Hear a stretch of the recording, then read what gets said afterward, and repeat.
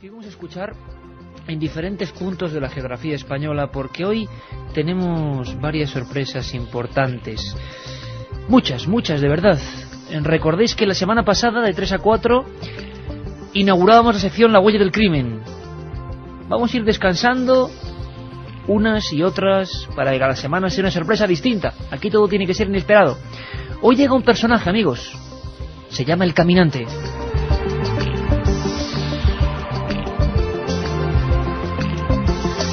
Y un montón de noticias. Antes de nada, y escuchando esto con más motivo que nunca, Carmen, líneas abiertas y como siempre un premio en este programa. Buenas madrugadas, Iker, como siempre, líneas abiertas. Si te vieran ahora los oyentes completamente loco, tecleando un piano invisible al ritmo de Jean-Michel Jarre. Líneas abiertas 7640, palabra clave, milenio, espacio y lo que queráis, como siempre. Y esta noche pues un sorteo muy especial, 3 CDs con las sintonías de Milenio 3. Y es que me vais a permitir a las 3 y 6 un comentario de estos entre nosotros. Luego oyes tanta pijotería, tanta cosa, tanta música prefabricada. Y es que lo que es bueno, lo que transmite, transmite. Es como una figura del románico, ¿eh? Da igual que se haga hace 1000 años. Esto tiene 28 años. Y a mí me sigue poniendo la carne de gallina, porque es el cosmos. Okay. Pues si te parece, Carlos, aunque estamos ambos extasiados, se nos nota que somos fanáticos del músico galo, vamos a saludar a ese personaje. ¿Te parece, Carmen? Creo que es un buen fichaje, de verdad. Creo que va a aportarnos muchas cosas. Vamos a ver, amigos, dándole vueltas y vueltas y vueltas y vueltas. ¿Qué puede faltaros en estas madrugadas de 3 a 4? Hay de todo, bueno, cada uno piensa en lo que quiera, pero yo creo que hay un sitio, o muchos sitios, que merecen ser conocidos en primera persona. Una nueva sección interactiva, queremos vuestra opinión, como siempre. Vamos a recorrer con el mejor experto, yo creo, en ocultismo, pero auténtico y serio. El ocultismo, perdón, de las piedras, de las simbologías, de los lugares experimentados, del conocimiento de la historia. Vamos a conocerlos. Vamos a que nos cuenten sus pistas. Vamos a semana trazar unas cruces mágicas en nuestra tierra, quizá muy cerca de vuestras casas, quizá en esa ruta que teníais previsto hacer. Los lugares de poder, los lugares mágicos, los lugares misteriosos, vamos a conocerlos de primera mano. Y si os van a dar claves, ahora que están tan de modas las claves y los códigos, vais a tener claves para que vosotros investiguéis. Vamos a conocer al caminante. Y cuando escuchéis esta sintonía que nos lleva a la España ancestral, será el indicativo de que por aquí se va a aproximar un viajero ya veterano en estas lides. Va a ser el viajero de Milenio 3, una persona que nos va a ir enseñando lugares muy puntuales, la geografía sagrada. Y es que nuestro país está repleto de maravillas que a veces están ocultas, aunque pasemos muy cerca de ellas. Va a ser una guía diferente y distinta, con cosas físicas que cada uno de nosotros podemos ver, contemplar, analizar, y con recomendaciones. Vamos a redescubrir los misterios de nuestra, geografía sagrada.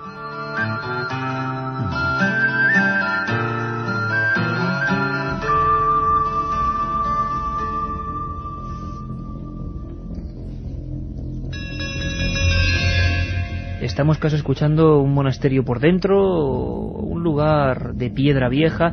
Sebastián Vázquez va a ser el viajero que busque los símbolos sagrados por España. Buenas madrugadas, amigo. Buenas madrugadas, Iker. Tenemos mucho que aprender y mucho que ver de nuestras viejas piedras y lugares sagrados, ¿verdad? Sí, de nuestro patrimonio, rico patrimonio cultural, artístico, histórico, que guarda muchas sorpresas para el viajero. Ahora estamos escuchando la banda sonora de la película maravillosa El nombre de la rosa, que nos hablaba de agrupaciones, de monjes, de viejos santuarios olvidados. Y en la provincia de Burgos tenemos uno de estos que sin duda tiene la fuerza suficiente para ser el primer itinerario, ¿verdad?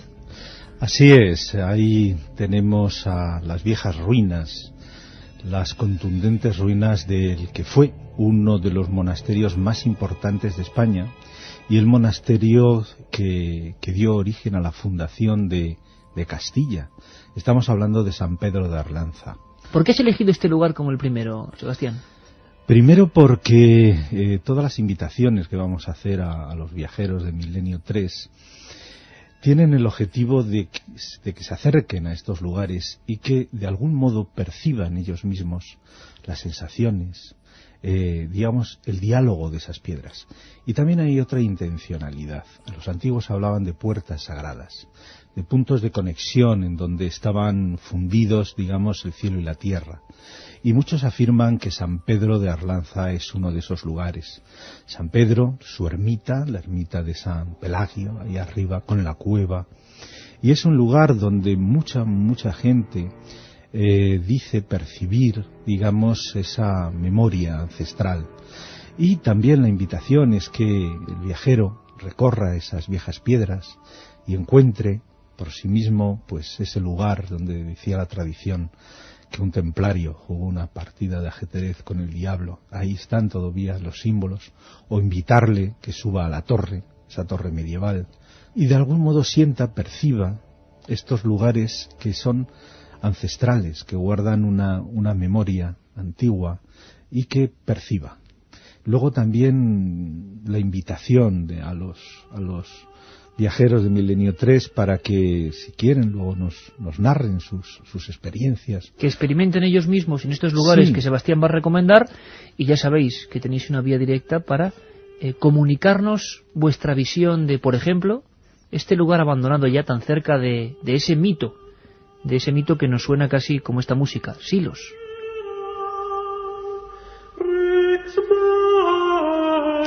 Y es que muy cerquita de Silos se puede acceder por Lerma, por Covarrubias, se encuentra este lugar que la primera imagen que nos encontramos es impactante, ¿verdad, Sebastián? El viajero que va por la carretera se encuentra como una catedral derruida de un aspecto, yo voy a decirlo así, un tanto sombrío, ¿no? La sorpresa cuando doblas la curva y ver aquellas inmensas ruinas. Insisto, uno de los monasterios más importantes de España, y allí se fundó. ¿Y por qué la primera pregunta sería ¿por qué se ha quedado así? ¿Por qué está en ese estado actualmente? Bien, es un monasterio marcado también por la desdicha. Numerosos incendios y sobre todo luego hizo presa en él, bueno, la desamortización de Mendizábal. Eso ya fue, digamos, el golpe de gracia, la estocada final, para que San Pedro hoy pues sea unas ruinas venerables, porque este monasterio estuvo a punto de ser inundado por un pantano, pero gracias a altas autoridades se conserva aún y puede ser visitado y puede ser sentido. Entonces, para sentirlo, entramos dentro de San Pedro de Arlanza, nos dejamos imbuir por la magia y el sonido de sus piedras y nos dirigimos, por ejemplo, a una especie de ajedrez que está en el suelo. Un ajedrez, digo yo, pero lo que vemos son unas piedras rectangulares perfectamente ordenadas y unos símbolos. ¿Qué sentido tiene esto? Hay. En realidad no lo sabemos. Todo San Pedro de Arlanza, de hecho, se pueden ver todavía marcas de cantería abundantísimas. Y esta extraña construcción en el suelo, donde hay estos símbolos, unos símbolos geométricos, justo ahí. Pero yo diría que es casi mejor que sea el propio viajero el que explore, el que sienta. La idea es no darle demasiadas pistas, sino que desarrolle ese sentimiento de sorpresa y ese sentimiento de descubrimiento. Entonces es que se encuentre en esa sorpresa, que perciban esas sensaciones, que suban a esa torre. ¿La torre? Sí. ¿Qué pasa en la torre? No sabemos qué pasa en la torre, pero mucha gente ha dicho que esa torre tiene, digamos, todavía presencias añejas, que tiene, digamos, una memoria que a mucha gente todavía hoy le conmueve. La gente siente cosas, la gente ha hecho experimentos, la gente ha subido por esa escalera de caracol, incluso ha sentido una especie de densidad, ¿no? Una densidad tremenda en ese lugar, como si hubiera, como decías tú, Sebastián, mucha desgracia acumulada.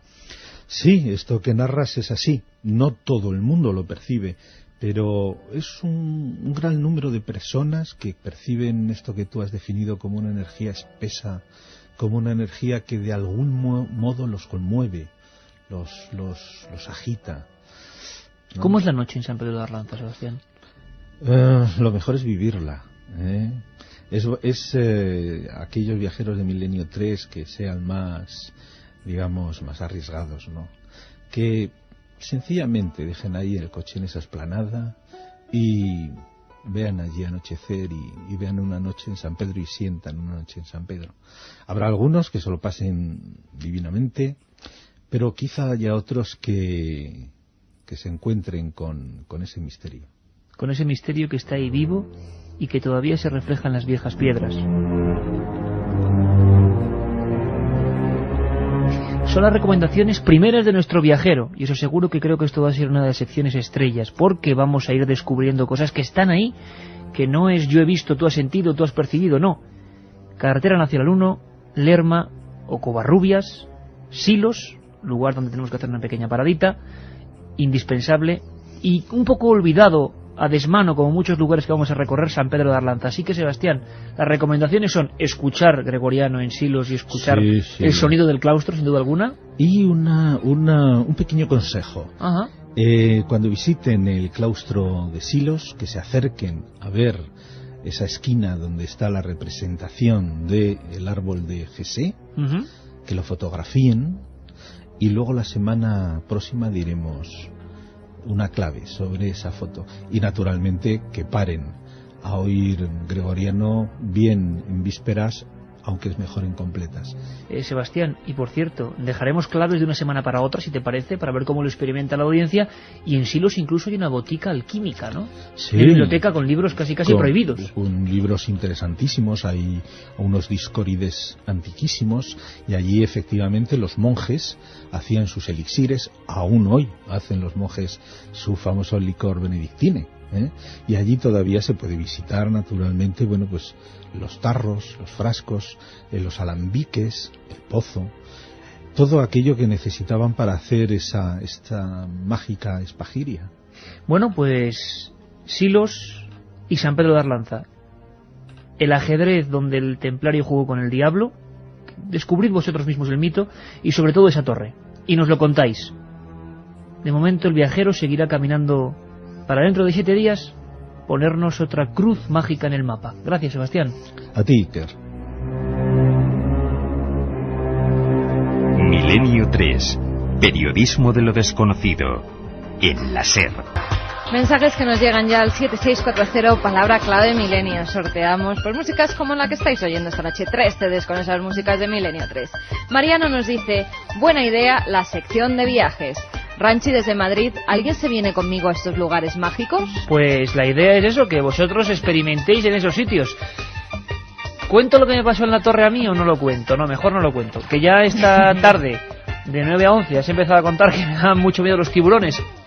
Eliminando de un plumazo mi imagen de aventurero que tengo para alguna gente, la han eliminado por completo. No voy a contar lo que me pasó en la torre de San Pedro de Arlanza.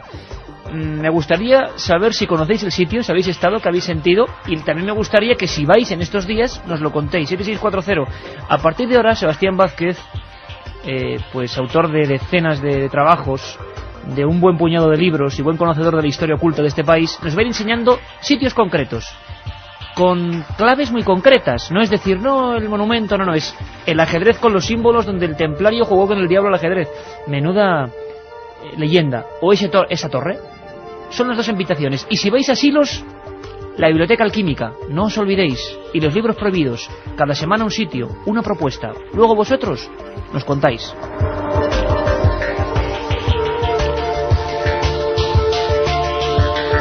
Miguel desde Cantabria nos dice, yo ya tengo excursión para el fin de semana que viene. Gracias. Y por supuesto a toda la gran familia de Milenio 3, como siempre hemos hecho, en la alerta OVNI, en todas partes, ni un solo desperfecto, ni una sola tontería, porque nos conocemos y siempre dejamos el nombre del programa y el nuestro propio bien alto. Somos capaces de juntar 8.500 personas y que no haya ni un solo problema. Así que por favor, si en algún sitio de estos que vamos a recomendar incluso veis cosas tiradas o que otros, civismo, recogerlas y que intentemos dejar bien los sitios allí donde vamos, los encontremos bien o mal.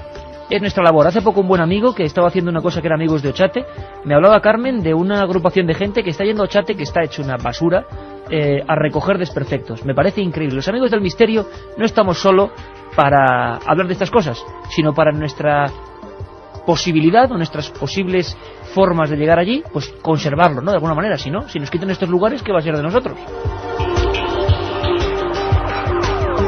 Saludos, Iker y equipo desde Vitoria. Así a bote pronto, caminante me sugiere el nuestro, situado en el centro de nuestra ciudad. Pues sí, el símbolo de la ciudad donde yo nací, el caminante, que está ahí cerca de la calle San Prudencio. Por cierto, 5 de noviembre, Vitoria, viernes, Centro Cívico Europa, en la avenida Gasteiz, un sitio inmenso. 5 de noviembre, viernes. 29 de octubre, viernes, Toledo. 22 de octubre, viernes, Alicante, Paraninfo de la Universidad. Lo estamos repitiendo y, por favor, cualquier contacto con la cadena SER de Alicante, Toledo y Vitoria. Ellos os dirán cómo reservar las invitaciones, cómo entrar, por supuesto, todo gratuito. Queremos veros. Milenio 3 se desplaza 3 semanas seguidas para estar con todos vosotros. Sois terroríficos, la música de vuestro programa es verdaderamente buena. Solo una sugerencia, la música de Akira Yamaoka. Os iría de miedo. Akira Yamaoka. Apunta. Pues no lo conozco. Así cojo el boli y Akira Yamaoka. Ala, lo apuntamos. Carlos, cambiamos de tercio otra vez, ¿te parece? Vamos a hacerlo porque las noticias, Carmen, creo que indican eso. Por cierto, ¿alguien conoce la procesión de la Santa Muerte? Es la figura de una mujer esquelética envuelta en un vestido largo blanco. En su mano derecha porta una guadaña y en la izquierda un globo terráqueo. Junto a esta terrible figura que se encuentra en el santuario de un pobre barrio de México, se dan cita cientos de personas que le piden un milagro. Esta imagen, a la que llaman Santa Muertita, al parecer tiene fama de milagrera. La veneración a esta figura se extendió hace unos años en la zona central de la ciudad. Según el escritor Homero Arizquis, los que adoran a la Santa Muerte son secuestradores, asesinos, ladrones, prostitutas y reos. Vaya, hombre. Para el experto, el culto a la Santa Muerte proviene del pasado religioso de México y constituye un sincretismo de la devoción indígena prehispánica a la muerte y de la cristiana de los conquistadores españoles. A la imagen le piden que les ayude a cometer un secuestro o ejecutar a alguien, así como que les ayude a salir de la cárcel antes de cumplir íntegra la condena. Como este tipo de cosas no se le puede pedir, por ejemplo, a la Virgen de Guadalupe, entonces se lo piden a la Santa Muerte. Pero no todos están de acuerdo en que se produzcan verdaderas romerías de gente para venerarla. La Archidiócesis Católica de México ha advertido que este culto tiene una connotación diabólica que pone en grave peligro a sus adoradores. También añadió que las sectas que impulsan tales prácticas no buscan ningún bien para los creyentes y que su único interés es lucrarse promoviendo supersticiones diabólicas. Bueno, uno se queda así como extrañado. Cada día se aprenden cosas nuevas. México es un lugar, bueno, pues con mucha efervescencia religiosa, ¿no? Lo que pasa es que, como en todo, imagino que surgen credos en todas direcciones. La Santa Muerte. Hay una cosa que... Vamos a ver, ¿a ti nunca te ha ocurrido eso de...? Bueno, le voy a preguntar a Carlos, que a ti sí que te ha ocurrido. Charlie, amigo, en la nave del misterio. ¿Nunca te ha pasado eso, tú dime sí o no, de que estás de repente en un sitio, en un lugar, nunca has estado ahí, y hay unos segundos en los que te quedas como un poco... Quiero saber, amigos, si os ha pasado también a vosotros, ¿eh? Te quedas como un poco diciendo, caramba, ahora va a cruzar la esquina un señor, va a pasar un coche, o van a llamar por teléfono. Esa sensación de, oye, que es que esto yo lo he vivido, esto ya me ha ocurrido en alguna ocasión, es un sueño, lo he soñado, y de repente se desvanece. ¿Te ha pasado, Carlos? Imagínese la respuesta, sí. ¿A quién no le ha pasado el déjà vu? Dicen los franceses, ¿no? Ya vivido... Ya visto. Ya visto, ¿no? Ya visto. La traducción exacta es ya visualizado, déjà vu. Bueno, pues parece que ahora mismo ese fenómeno que todos nos ronda y que para los científicos significa algo así como una especie de pequeño juego macabro, ¿no? De las conexiones, de los pequeños archivos del cerebro, una confusión. Bueno, pues los psicólogos están empezando a investigar, así como materia. Parece interesantísimo el déjà vu. Cuéntanos, Carmen. El fenómeno conocido como déjà vu, que deja a la gente con la sensación de ya haber vivido ese momento, pues hasta el presente estaba en decenas de religiones y creencias que se referían a la reencarnación. El déjà vu es una expresión que acuñó Émile Boirac a principios del siglo XX. Es un término francés que significa ya visto. Ahora un grupo de psicólogos está estudiando estos fenómenos, con carácter científico. Alan Brown, profesor de psicología en la Universidad Metodista de Dallas, en Estados Unidos, se ha dedicado por completo al estudio de este fenómeno efímero que deja en la gente la sensación de que algo importante le sucedió. Sobre todo, Carmen, esa sensación que se te queda muy rara, en la que no sabes ni qué contar ni qué decir, miras alrededor y durante unos segundos es que pasan esas cosas exactas como si tú ya lo hubieras soñado. Es algo hasta un poquito angustioso a veces. Brown dice que el fenómeno se puede dividir en 4 teorías estudiadas por la psicología cognitiva. La primera es la del doble procesamiento, según la cual la memoria tiene un canal que recupera la información y otro de familiaridad. Es en el segundo donde se produce el déjà vu. Por eso se recuerda cómo pasan las cosas. Los investigadores también han asegurado que se pueden provocar experiencias de déjà vu si se estimula el cerebro con pequeñas descargas eléctricas. Las otras 2 teorías apuntan que el fenómeno lo provoca algo que en realidad hemos visto o imaginado antes en la vida real, o en una película, un libro e incluso un sueño, y que se cuela de repente en el presente. Y la última es la hipótesis de la doble percepción, que asegura que en nuestro proceso normal de percepción de la realidad a veces se produce un breve lapsus que hace que algo parezca como conocido cuando en realidad no lo es. Para el psicólogo hay una determinada personalidad, unas determinadas personas que experimentan esta sensación mucho más, como son los progresistas, mucho más que los conservadores. El fenómeno disminuye también con la edad y sucede en momentos ordinarios, no en circunstancias excepcionales, y sobre todo cuando uno está cansado. Curioso de verdad, este último informe sobre una de esas cosas que nos ocurren cotidianamente. Bueno, claro, no todos los días tampoco, pero un puñado de veces seguro que se ha pasado. 7640, palabra Milenio, las músicas de Milenio 3 hoy en un CD, la mejor selección de esta nueva temporada. Me gustaría saber, lo hicimos con la historia de las apariciones en la carretera y tantas otras veces. Un pequeño sondeo. ¿Cuántos de vosotros habéis tenido déjà vu? ¿Alguno de esos déjà vu o déjà vu fueron realmente proféticos? ¿Eran cosas que habíais soñado y que luego se cumplieron?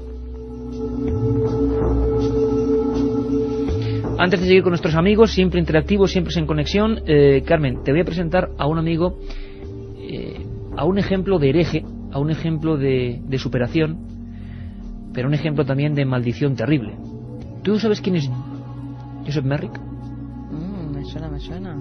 ¿Te suena un hombre que, por ejemplo, es la portada de ese libro llamado Seres Extraordinarios, ¿no?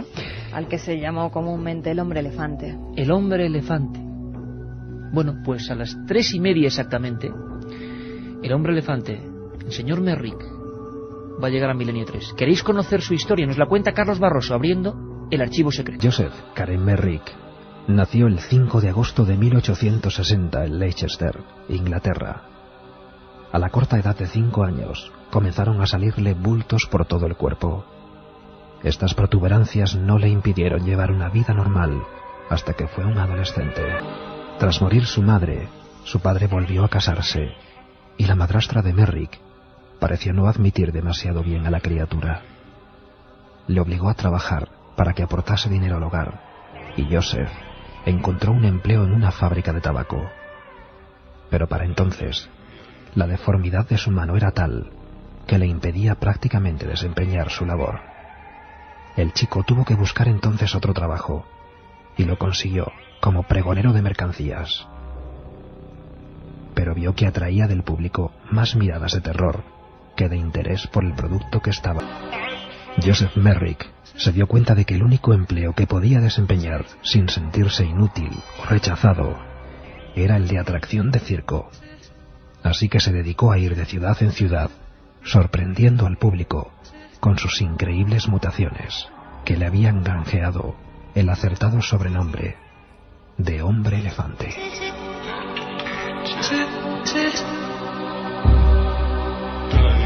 Su cuerpo era totalmente deforme, empezando por el cráneo, excesivamente grande y repleto de bultos y pliegues.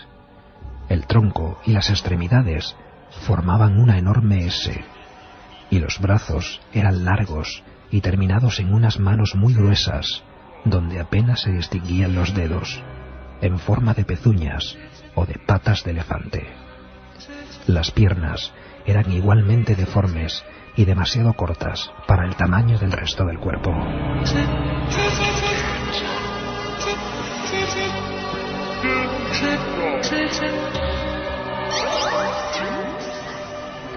Joseph Merrick fue operado en varias ocasiones por médicos que en algunos casos llegaron a convertirse en sus amigos, pero las intervenciones solo le provocaron sufrimientos y ningún remedio para su deformidad.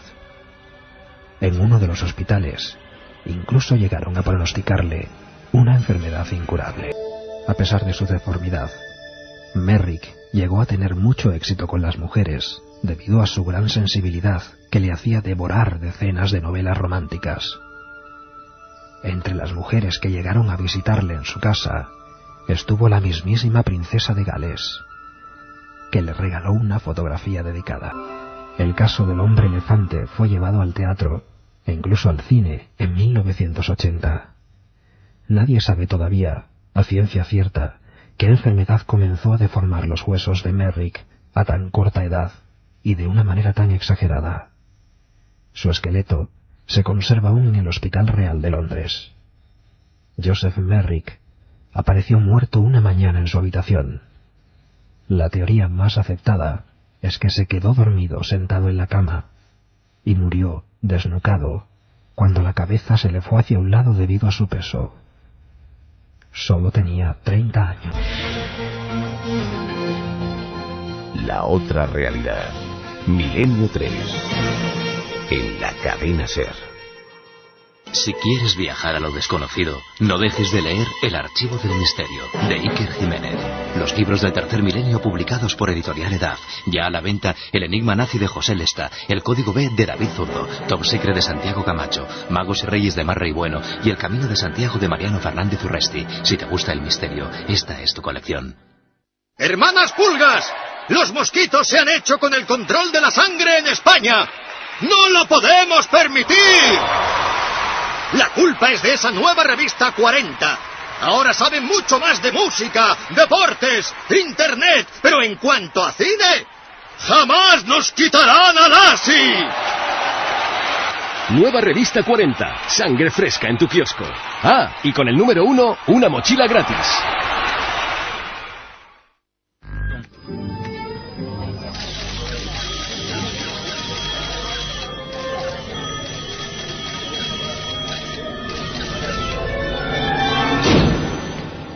Milenio 3. Una ventana abierta hacia otros mundos. Milenio 3. Milenio 3. Cadena SER. Pase lo que pase. Milenio 3. 3:36, 11,1 grados. Madre mía, es increíble cómo ha cambiado la temperatura, ¿eh? Hace hasta... fresco, algo desagradable. Luego recordaremos algunas tormentas que hay por ahí por España. Antes de saludar a un amigo que se va a levantar antes que el gallo, y que yo creo que hace menos 10 estará por aquí. Vamos a ver si podemos conectar con él, porque no es seguro. Creo que si hablamos de otro caminante, de otro viajero, de otro peregrino, ya sabéis de quién estoy hablando. Pero bueno, no adelantamos acontecimientos. De momento, uno sí. El martes, Carmen, tenemos programa. El martes tenemos un programa especial, día 12, todavía es puente, la gente regresa y nosotros hacemos un especial a las 10 de la noche sobre... El secreto de Colón, la otra cara del descubrimiento. Y quizá lo más importante es que, bueno, hemos dramatizado una anécdota, una vivencia misteriosa de Colón mucho antes de su primer viaje. Una anécdota que cambió la vida de este marino y quizá la del mundo entero. La historia por lo menos la pudo haber cambiado de raíz. Bueno, no os lo perdáis, es el día martes de 10 a 11. Almirante, hay algo que no me resisto a preguntarle de nuevo. Usted dirá, Alteza. ¿Cómo se puede tener un conocimiento tan preciso de valles, minas, montañas y ríos de un lugar en el que nadie ha estado jamás? Cristóbal Colón guardaba un secreto. Una increíble verdad que solo algunos han sabido con el transcurrir de los siglos. Ahora es el momento de conocer la otra historia del descubrimiento. Milenio 3. Este martes programa especial de 10 a 11 de la noche, con Iker Jiménez. Cadena SER.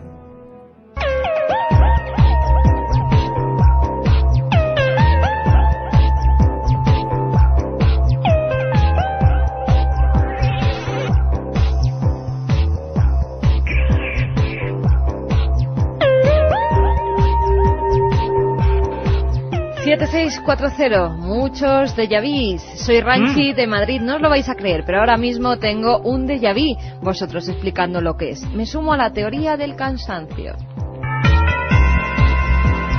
Con relación a la muerte, nos dice: aquí en Alcañiz había un paso de Semana Santa que representaba la muerte. Lo quitaron porque decían que donde descansaba el paso, en esa casa moría alguien. Uf. Vaya tradición, ¿eh? Otro amigo que nos dice: el déjà vu es el cambio en el sentido del vector temporal de la memoria, también llamado paramnesia. Seguid así, equipo de Milenio. Si es para invitar al programa, que nos lo cuente también, ¿eh? Merche de Madrid nos dice: yo tengo déjà vus a menudo, pero en alguna ocasión he llegado a decir en alto lo que iba a ocurrir y pasaba. No me gusta nada, me asusta. Vamos a ver si un día podemos compilar profecías, déjà vus, extraños saltos temporales mentales en nuestros oyentes y hacer un programa con todos vosotros. ¿Os parece? Puede ser realmente inquietante. Fui de viaje de estudios a Mallorca y fue impresionante la sensación de andar por las calles. Todo me era familiar, pero nunca antes había estado allí. Hay cosas, Carmen, que, como diría Enrique de Vicente, el gran Enrique, entran dentro del arquetipo. O sea, es que lo sueltas y la gente lo ha vivido. Yo no sé lo que es, yo no sé explicarlo, yo no sé si es cierto o no, pero es que lo hemos vivido. Jorge de Luarca nos dice: mi trabajo no me permite viajar mucho. Gracias por llevarme vosotros. Y le va a hacer mucha ilusión a Sebastián las palabras que está diciendo la gente que vive incluso cerca de San Pedro de Arlanza, el lugar que hemos elegido, ¿verdad? Pues sí, que gente que vive cerca de San Pedro de Arlanza dice que pues le da un poco de canguelo. Canguelo, así lo define. Sobre todo por las noches. El lugar es impresionante. Vamos a redescubrir nuestro país. San Pedro de Arlanza, cerquita de Covarrubias, de Lerma, de Silos. Merece la pena. Roberto, que nos dice: Akira Yamaoka es el creador de las músicas de la saga de los juegos de consola Silent Hill, de un terror infernal. Yo también os lo recomiendo. Apuntamos. Otra sugerencia: la música de Kitaro. Esto ya lo he visto, vivido, lo he experimentado la última vez la semana pasada y fue de un sueño que hacía tiempo que tuve. O sea, gente que tiene déjà vu en pleno programa de Milenio 3. Buenas madrugadas, ya tengo otro lugar mágico que apuntar en mi agenda para visitar, por supuesto de noche. Espero ir la semana que viene. Gracias. Lo dejamos ahí, Carmen, lo dejamos ahí si te parece, porque me gustaría que nos fuéramos fundiendo con la sensación que ahora puede haber en algún lugar del norte de España. Una sensación quizá de tormenta, Carlos, yo no lo sé. Una sensación curiosa, enigmática, diferente.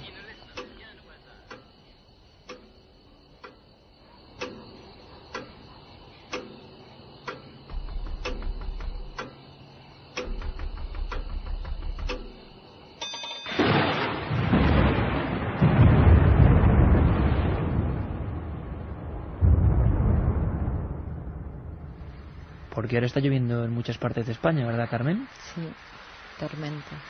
Tronando, cayendo relámpagos, y no me digáis que no, las cosas se ven distintas. De noche y con tormenta se ven distintas.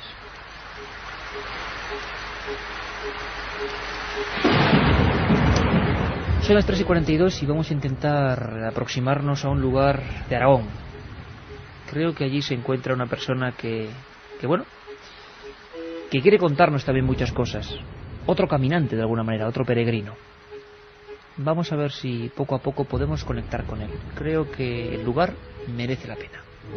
Carmen, lo prometido es deuda. Tenemos a un enviado de Milenio 3, al reportero más reportero de todos los que pisan la piel de toro, ya viajando, ¿verdad? Ya viajando en algún punto concreto. Le vamos a llamar ya no a un enviado, el enviado. El enviado. ¿Dónde se encuentra Francisco Contreras, Carmen? Francisco Contreras está en el antiguo Hospital Espíritu Santo en Jaca y además se acaba de levantar para emprender el camino. La vida del peregrino auténtica, la que nos obliga a unirnos realmente con la naturaleza, a dar un cambio, un giro fortísimo en algunos casos a la propia existencia, indica sacrificio y perseverancia. Don Francisco Contreras Gil en el Hospital del Espíritu Santo, en Jaca. Menudo lugar mágico. Buenas madrugadas, amigo. Buenas madrugadas, buenas noches, Carmen, Iker, don Carlos Nicolás, a todos los oyentes de Milenio 3. Albergue de peregrinos, antiguo Hospital Espíritu Santo de Jaca, ¿no? En la capital del Reino de Aragón, como quiso Ramiro I en el año 1035, y donde, bueno, ya estamos trabajando duramente, recién levantados, porque mañana nos espera un día duro. Oye, ¿qué ves? Bueno, temperatura alrededor de 10-11 grados. Yo pensaba que iba a hacer más frío, una fina lluvia, y sobre todo tengo delante mío, porque ahora mismo me estoy asomando por una de las ventanas hablando bajito, si no se importa, porque hay más peregrinos que en otras habitaciones están durmiendo todavía. Bueno, pues la primera catedral gótica románica, 3 plantas, crucero, y donde antaño había un aseo donde los peregrinos tomaban conciencia de que emprendían un viaje hacia su interior. La verdad es que es un lugar muy auténtico. O sea, un punto de partida incluso dentro de la geografía del camino, un punto de quizá de coger fuerzas espirituales, ¿se podría llamar así? Coger no de partida, pero sí de coger fuerzas espirituales. Lo que vamos a realizar, como adelantamos hace un par de semanas, es una de las muchas vías del Camino de Santiago, en este caso el Camino francés, y dentro del Camino francés hay 2 ramales. El más conocido y masificado, el de Roncesvalles, el camino que pasa por Navarra, y luego está el Camino aragonés. Atrás hemos dejado Somport, 30 kilómetros, duros 30 kilómetros de montes y de escarpadas serranías, y en Jaca, aquí en Jaca es donde, bueno, pues uno toma conciencia ya de lo que le espera, ¿no? ¿Y el misterio aparece ya, Francisco, digamos, sutilmente junto al peregrino que va, como tú, con otros ojos, no solo los de la fe, sino también la investigación? Hombre, el misterio ha aparecido esta misma noche.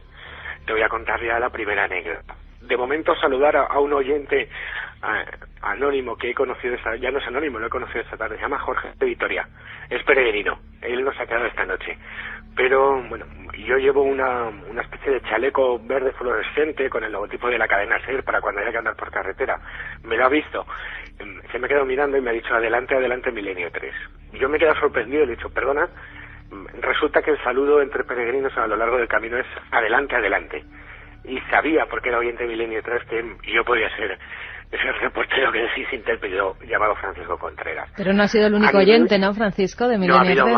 Ha habido más. La sorpresa, y ahí vamos al dato del misterio, ha sido el llegar al albergue. Iker Carmen. Resulta que cuando he entrado aquí, bueno, he recogido mi credencial, que ahora os contaré una pequeña anécdota al respecto. He cogido mi credencial, la he sellado, y cuando he llegado al albergue estaba Merche, una mujer encantadora de ojos castaños, escuchando el especial de esta tarde.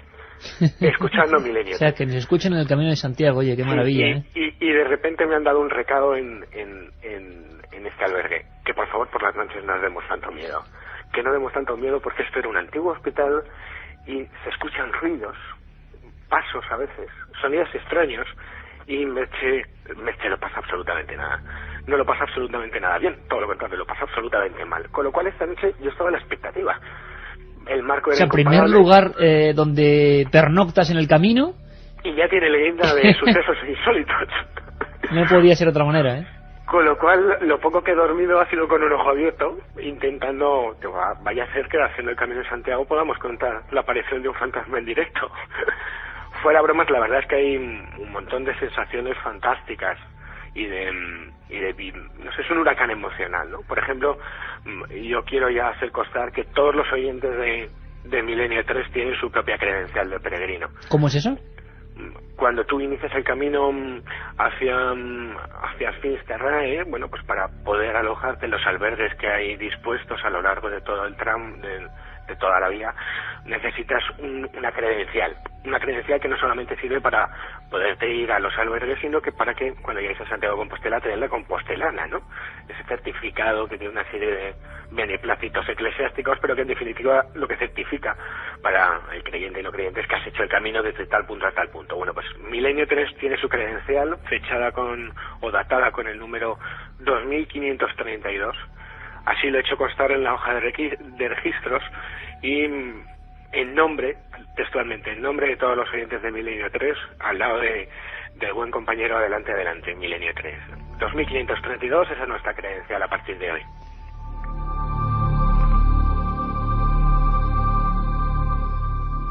Francisco, ahora dentro de unos minutos vas a emprender el camino. ¿Cuál es la próxima ciudad a la que vas a ir? Por si los oyentes de esa ciudad nos están escuchando, pues que atiendan a ese pobre peregrino, ¿no? Como se decía antes.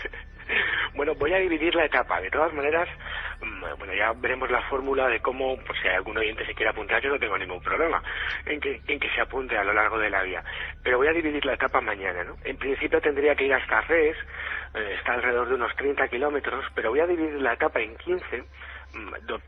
Intentaré pernoctar en un albergue que hay a mitad de camino, porque mañana, a 12 kilómetros de aquí, hay un lugar mágico, fantástico por excelencia. Cuenta, primera nota en el cuaderno. Se llama San Juan de la Peña. Ajá. Es una pequeña ermita horadada en una montaña, muy parecida al santuario de la Balma, para todos aquellos que han podido ver esa fotografía de los endemoniados de la Balma.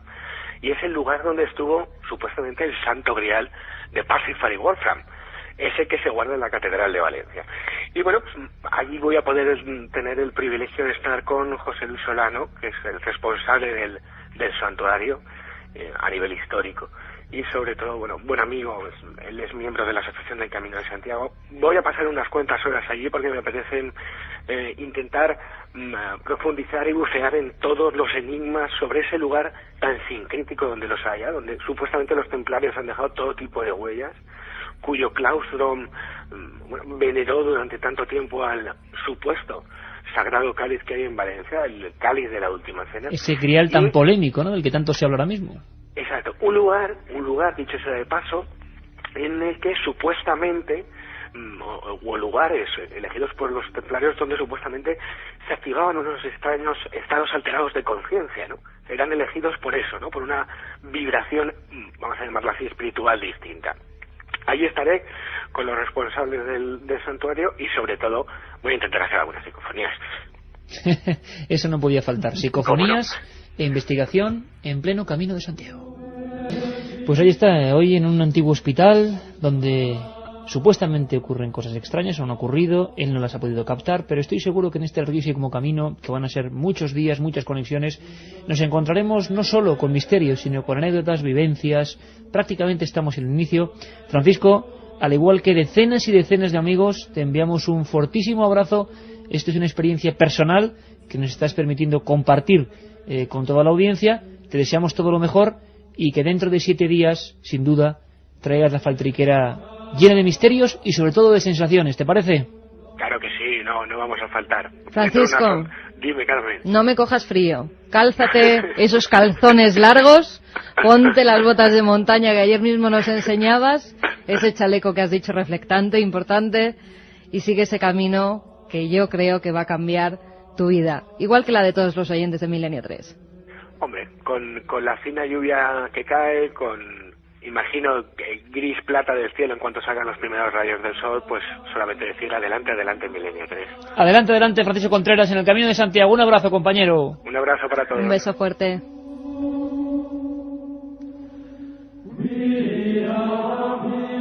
La otra realidad. Fenómenos extraños. Misterios sin resolver. Milenio 3. En la SER. De Francisco Contreras, donde no se mete nadie y está él, esa pegatina de la SER en la espalda, en su chaleco y caminando por el arcén. Es una imagen, es una imagen de la ilusión por hacer cosas. Por cierto, ilusión también a los investigadores que han encontrado, dicen, una nueva especie de mono gigante. La profesora de la Universidad de Georgia y especialista en primates, Shelley Williams, cree haber descubierto un nuevo tipo de simio gigante en la República Democrática del Congo. La experta asegura que se encontró en la selva con este tipo de simios que parecen compartir características de los gorilas y los chimpancés. Al parecer estos animales miden 2 metros de alto y hacen sus guaridas en la tierra y no en los árboles como los gorilas. Su dieta es parecida a la de los chimpancés y según los habitantes de la zona, los monos son feroces y capaces de matar incluso a leones. La naturaleza siempre dándonos imágenes que también son un misterio, ¿eh? Sin embargo, Williams afirmó que cuando un grupo de 4 de estos monos la vieron, se mantuvieron en silencio, se pararon y desaparecieron. Los científicos barajan la posibilidad de que se trate de chimpancés gigantes o que sean híbridos del apareamiento entre esta especie y los gorilas. Pero si se tratara de una nueva especie, el hallazgo sería uno de los más importantes de las últimas décadas. Y por cierto, hablando de ciencia, de investigación, de misterio, ha habido un tesoro. Hablábamos de tesoros en este especial que hemos tenido de 9 a 11, tesoros en los mares, Un tesoro también misterioso por el lugar donde es y la cultura que lo poseía, los tracios. ¿Qué sabemos de eso en teletipo brevemente, Carmen? Arqueólogos búlgaros han desenterrado un ancestral tesoro que se encontraba en una tumba tracia. Según el arqueólogo Gergi Kitov, esta es la mayor tumba tracia jamás descubierta en territorio búlgaro y en ella hemos encontrado 73 objetos, 20 de ellos de oro. Kitov dijo que la tumba de 3 cámaras data de finales del siglo V o inicios del siglo VI antes de nuestra era. Los tracios vivieron en lo que es ahora Bulgaria entre el 4000 a.C. y el siglo VIII de nuestra era, cuando fueron asimilados por los invasores eslavos. Entre los objetos más importantes del tesoro se encuentran una guirnalda de oro y adornos de espada y atavíos para caballos, también de este material. El descubrimiento fue hecho en Skipa, a 193 kilómetros al este de Sofía. Decenas de montículos tracios están diseminados por la región que los arqueólogos llaman el Valle Búlgaro de los Reyes, en alusión al Valle de los Reyes en Egipto.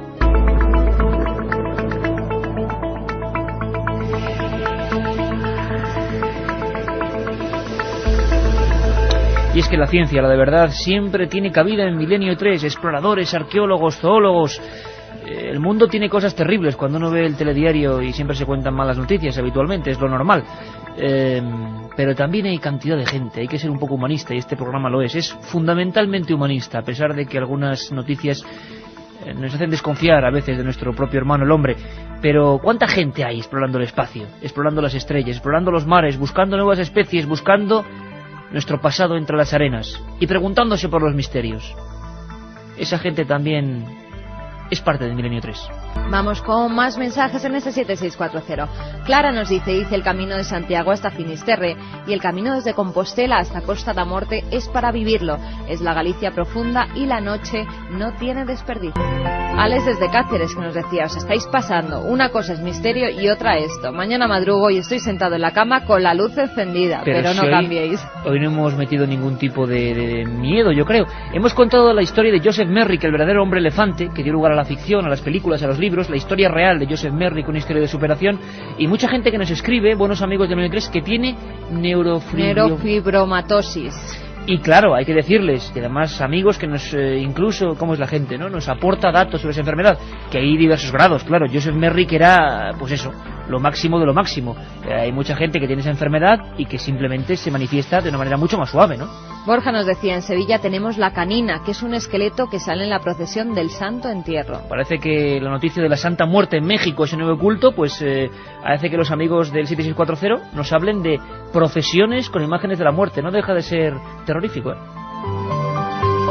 José Luis de Madrid. Iker, si tú te sumerges en una zona de tiburones, yo visito las zonas misteriosas que nos has indicado. Sí, pues me parece que lo llevamos claro. Yo para sumergirme ya he quedado como un cobarde en el programa especial y bueno, pues ya sigo siéndolo. Los tiburones no son lo mío. Vamos con los 3 ganadores, Carmen. Sí, vamos con los ganadores, que son Esteban de Logroño, que nos decía, los cantos de Silo son alucinantes. Parece que vuelves al medievo. Sí, señor. Pues un CD va para él. Otro CD con las músicas de Milenio 3 es para Lucas de Tarragona. Hice el Camino de Santiago este verano y mi vida ha cambiado por completo. Una experiencia muy recomendable. Y el último es para Lourdes, que nos dice, como científica, creo que el descubrimiento de nuevas especies continuará durante muchos años, sobre todo en el mar. Nosotros nos marchamos, llegan ya los compañeros de los servicios informativos y la semana que viene hasta ahora pues mucho más, quién sabe. Seguirá Francisco Contreras con la pegatina de la SER viajando paso a paso por el Camino de Santiago. Hablaremos de un montón de cosas, desde luego. Volverá Pedro Costa con la huella del crimen, con esos crímenes sin resolver en España. Bueno, pues la sorpresa la dejamos ahí. Y por supuesto, quien sí estará será nuestro caminante. Visitaremos los lugares mágicos, extraños, y queremos que la semana próxima nos digáis, si habéis estado allí, qué habéis sentido. Nosotros nos vemos el martes, nos escuchamos el martes, mejor dicho. Un abrazo muy fuerte. Aquel día el telediario abrió su tercera edición con una noticia sorprendente. Un viajante de comercio de Sevilla había sido perseguido por un misterioso artefacto. 2 destacamentos militares de la base de Morón de la Frontera se han desplazado hasta la carretera de Castillo de las Guardas para analizar las huellas calcinadas por el objeto volante no identificado. En la zona todo es confusión y temor. En el único bar de Lagunilla, un pequeño pueblo de la provincia de Salamanca, se había formado un considerable revuelo. Yo os digo que ayer se vieron 2 luces como esas cerca del Paso de los Lobos. Las vi con mis propios ojos. Yo te creo. Mi difunto padre vio uno de esos cerca de Béjar, en pleno día. Si hasta Atanasio, el médico, debió encontrarse con un demonio de esos hace un par de semanas. Está claro, patrona, pero ¿de dónde vendrán? ¿Qué querrán de nosotros?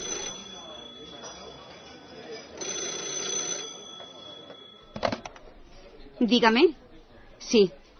Sí, don Mateo. Claro que anoté su pedido. Sin falta el chico sale para allí. Muy bien. 6 cajas. Eso es.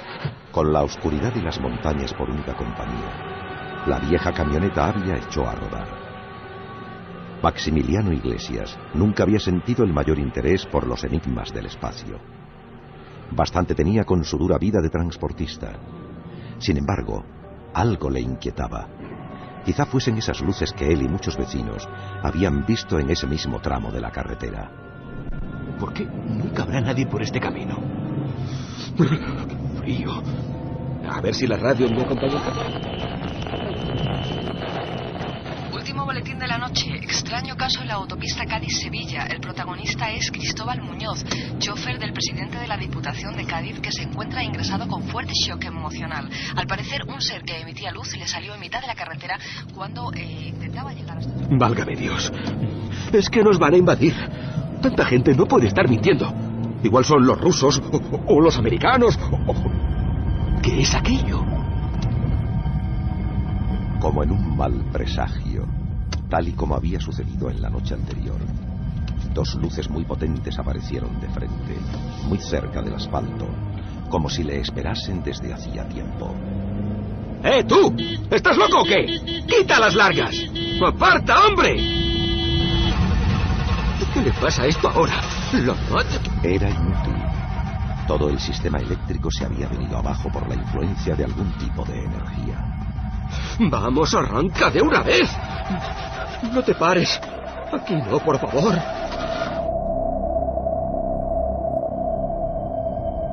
La soledad era absoluta. A un lado los barrancos y precipicios, y al otro, esperando al final del camino, aquellos objetos posados en mitad de la carretera. De pronto, todo su brillo se apagó como tragado por la noche, y algo comenzó a moverse. ¡Santo cielo! ¿Quiénes sois? ¿Quiénes sois? No obtuvo respuesta, pero eran 3.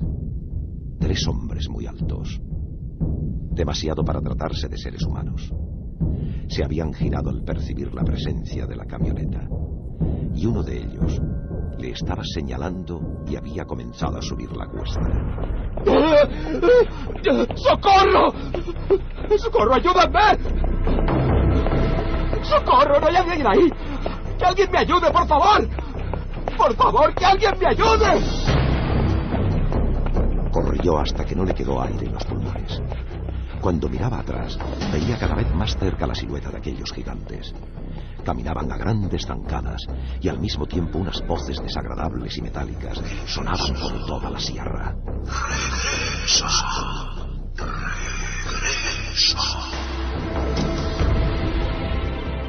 Sabiendo que no había escapatoria, decidió tirarse de cabeza en una zanja cubierta de lodo. Allí, asomando justo la cabeza para respirar, vio avanzar a uno de aquellos espectros que iba rastreando entre los matorrales, como buscando a su presa. Entonces comprobó cómo iban enfundados en un traje de una sola pieza, del que solo asomaba un rostro blanco y envejecido, con ojos tan inexpresivos que parecían los de un muerto. Somos nosotros. Es la hora del regreso.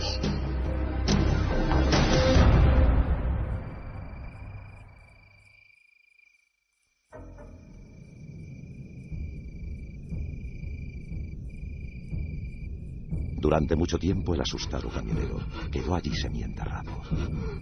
Sería ya más de la 1 de la madrugada cuando 2 fogonazos muy potentes surcaron el cielo como si fueran bengalas. Entonces miró atrás y vio que ya no quedaba nadie en la carretera, tan solo el viejo camión con la puerta abierta. Tengo que arrancarlo como sea. Por favor, arranca. Arranca.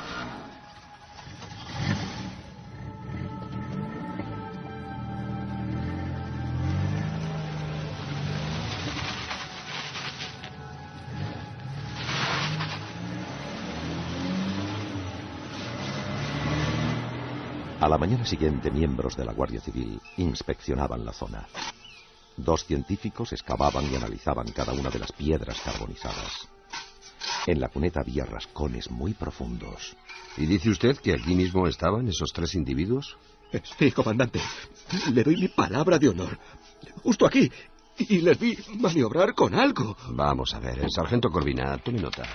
3 huellas transversales formando triángulo, probablemente realizadas con sierra metálica o similar. Lateral de asfalto quemado a más de 1000 grados centígrados por fuente calórica desconocida. Guijarros derretidos, flora y pequeña... Maxi fue interrogado durante horas. Su fotografía apareció en la portada de los periódicos de la región. Y luego, todos se olvidaron del caso. Todos menos él, que regresaba cada noche con el corazón en un puño, para mirar las marcas de otro mundo y hacerse 1000 preguntas que no tenían respuesta. ¿Qué querrían de mí? ¿Por qué me eligieron? Santo cielo. ¿Volverán algún día? Es la hora del regreso. Regresa.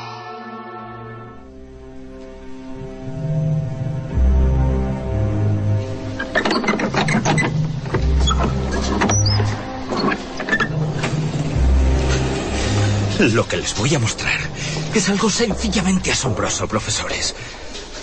Mi última expedición reafirma definitivamente mi vieja teoría de que... Bueno, Sluten. Ya estamos como siempre. No se aventure tanto, que eso solo lo hacen los necios. Unas pocas figurillas no pueden demostrar científicamente la existencia de ese lugar prodigioso que, según usted, existió hace miles de años. Comprenda nuestro escepticismo. ¿No opina usted lo mismo, don José? El profesor titular de Arqueología de la Universidad de Cádiz, Pedro Batavia, y el catedrático José Ruiz Arreche se miraron con gesto de complicidad. Era la enésima vez que les visitaba aquel hombre entusiasta y nervioso, cargado de cajas y fardos polvorientos. Corrían los años 20. Por desgracia, queridos amigos, la ciencia hace tiempo que no se calza las botas en los campos de excavación. Otro gallo nos cantaría si lo hiciera. Miren, aquí está. Miren esto. Díganme ahora mismo lo que piensan, por favor. La mano temblorosa del joven Alberto Sulten sostenía una figura de aspecto inquietante. Una especie de pájaro de bronce con cabeza de hombre, tocada con un casco reluciente. El rostro amenazante, con rasgos arcaizantes, muy primitivos, y unos ojos almendrados vacíos de pupilas. Interesante. ¿Una estatuilla fenicia, tal vez? Parece más bien algo etrusco. ¿Un diablo o un genio maligno? No. Ni fenicio ni etrusco, ni nada que se le parezca. Señores, saben bien que esta es la muestra viva de que en la zona costera al oeste de Cádiz se estableció hace 7000 años una civilización que... Basta. No estoy dispuesto a escuchar más tonterías. Don Adolfo, por favor, déjenos de suposiciones y conjeturas. Está más que demostrado por profesores competentes y titulados que en esas extensiones no pudo haber cultura tan primitiva. No sea usted esotérico, por favor. No se salga de la norma. Ustedes no han estado allí jamás. ¿Me equivoco? Hacer ciencia desde los despachos está muy bien, pero eso no explica la cantidad de restos de unos hombres y mujeres muy primitivos que nada tiene que ver con lo que la arqueología oficial nos cuenta. Hay que reescribir la historia. Lo que faltaba. ¿Insinúa acaso que hay otra arqueología además de la oficial? Me parece que peca usted de visionario, señor. Más le vale que deje aquí esas piezas y se retire a descansar por un tiempo prudencial. Ya, comprendo. Miren, no seré titulado como ustedes, pero inocente tampoco. Mis figuras se vienen conmigo. No me haga dar una referencia negativa de su estado mental. Tenga en cuenta que un escrito mío le puede llevar directamente a un lugar muy desagradable. Nosotros catalogaremos sus revolucionarios hallazgos como se merecen. Ni se les ocurra. Esto es producto de mi esfuerzo, de mi fe en encontrar esa verdad que ustedes niegan. Son ustedes el freno para la verdadera ciencia. Apoltronados y enquistados, solo hablando de referencias lejanas. Atrofiados para la exploración, sin aportar nunca nada. Vacíos de sentimiento ante el descubrimiento. Pero ¿quién se cree que es usted para hablarme en ese tono? ¿Cómo osa dirigirse así a todo un catedrático? A partir de este instante, dé por concluidas todas sus excavaciones en la zona colindante a la marisma. Hubo un mundo perdido aquí mismo, y ustedes no quieren verlo. Pero las pruebas, aquí están, en mis propias manos. Sluten, deje ahora mismo esa caja sobre la mesa. Esta vez ha llegado usted demasiado lejos. ¿Alguacil? Sí, a mi despacho. Venga inmediatamente. Adolfo Sulten fue sacado por la fuerza de la cátedra de arqueología. Arrastrado por los guardias, aún se resistía vociferando y sin separar la vista de su entrañable cubo, repleto de misteriosas figurillas. Aquel que no volvería a tocar jamás. ¡Suélteme! Algún día se descubrirá lo que hoy les dije. La maravillosa isla que fue llamada Atlántida y que tuvimos tan cerca en la tierra de los tartesos. Y ese día, aunque yo ya no esté aquí, será recordado por las generaciones del futuro. ¡No lo olviden, miserables! Tal y como ordenaron los profesores, aquellas estatuillas de mirada perdida quedaron allí lejos de su legítimo dueño. Algunas tenían formas fantásticas y representaban dioses y demonios, no catalogados hasta el momento. Otras parecían ser fusiones imposibles de hombres y animales.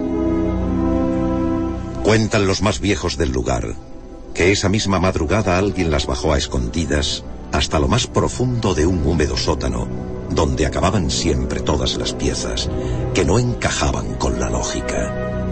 Una habitación oscura repleta de viejas cajas de madera sobre las que se escribía siempre a mano y en rojo la misma orden que nadie osaba desobedecer: prohibido consultar.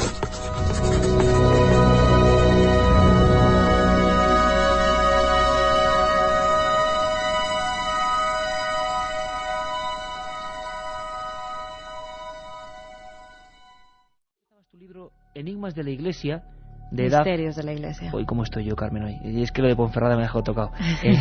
Misterios de la Iglesia, claro que sí. Editorial Duff, con un espacio sobre los exorcismos reales o lo que motivó la historia del exorcista. Voy a daros tiempo, amigos, voy a daros tiempo. Porque si estáis en una carretera, mejor, más vale que lleguéis pronto a casa. Si estáis en la cama, bueno, lo de apagar el receptor nunca, desde luego. Pero va a haber cosas bastante duras, cosas pero la que impresionan. gente que sea muy sensible, bajarlo un poquito, sí. Por eso mismo sorteamos ese libro hoy, ¿no? ¿3 ejemplares, Carmen? 3 ejemplares entre todos aquellos que nos manden mensajes al 7640, palabra clave milenio, espacio y lo que vosotros queráis. 7640, palabra clave milenio, espacio y lo que queráis. 3 libros de Misterios de la Iglesia, editado por EDAF. Vamos rápidamente, antes de meternos en el meollo terrorífico esta noche. Ya sabéis, a veces historia, a veces arqueología, a veces criminología, a veces asombro, a veces miedo. A menos a mí esto me da bastante repelús, pero es la noticia, es el documento y hay que hablar de ello. Carmen, vamos muy rápido, si te parece, con las opiniones que recogimos y que estamos recogiendo estos días con los SMS destacados. Lidia desde Barcelona, por ejemplo, nos preguntaba: ¿habéis leído Jacobus de Matilde Asensi? Sí, y la verdad es que lo interesante es que en ese lugar mágico donde estuvimos, las médulas, ella ubicaba, ya vimos que había ciertas dotes que podrían ser reales, el Arca de la Alianza. Otro amigo nos preguntaba: ¿puede ser que escupieran a la cruz porque no murió Jesús en la cruz, sino Dídimo Tomás, supuesto hermano gemelo de Jesús? Nos decía Quique de Talavera. Los templarios hablamos de que en sus ritos por los que fueron quemados y ejecutados, escupían a la cruz. Javier Sierra, allí en vivo, en Ponferrada, nos explicó que eso podía ser una simbología de que no era escupir a Cristo, sino a todo lo que significaba aquella crucifixión, a los que crucificaron a Cristo. Pero hay teorías también mucho más disparatadas, en mi opinión, como la de que Jesús tenía un hermano. Menudo tema. En referencia a eso también, Lucas de Almería nos decía: los templarios escupían a la cruz porque descubrieron que Jesús no murió en ella, sino que arribó hasta costas francesas. José Luis de Valencia: ¿el catarismo proviene del maniqueísmo?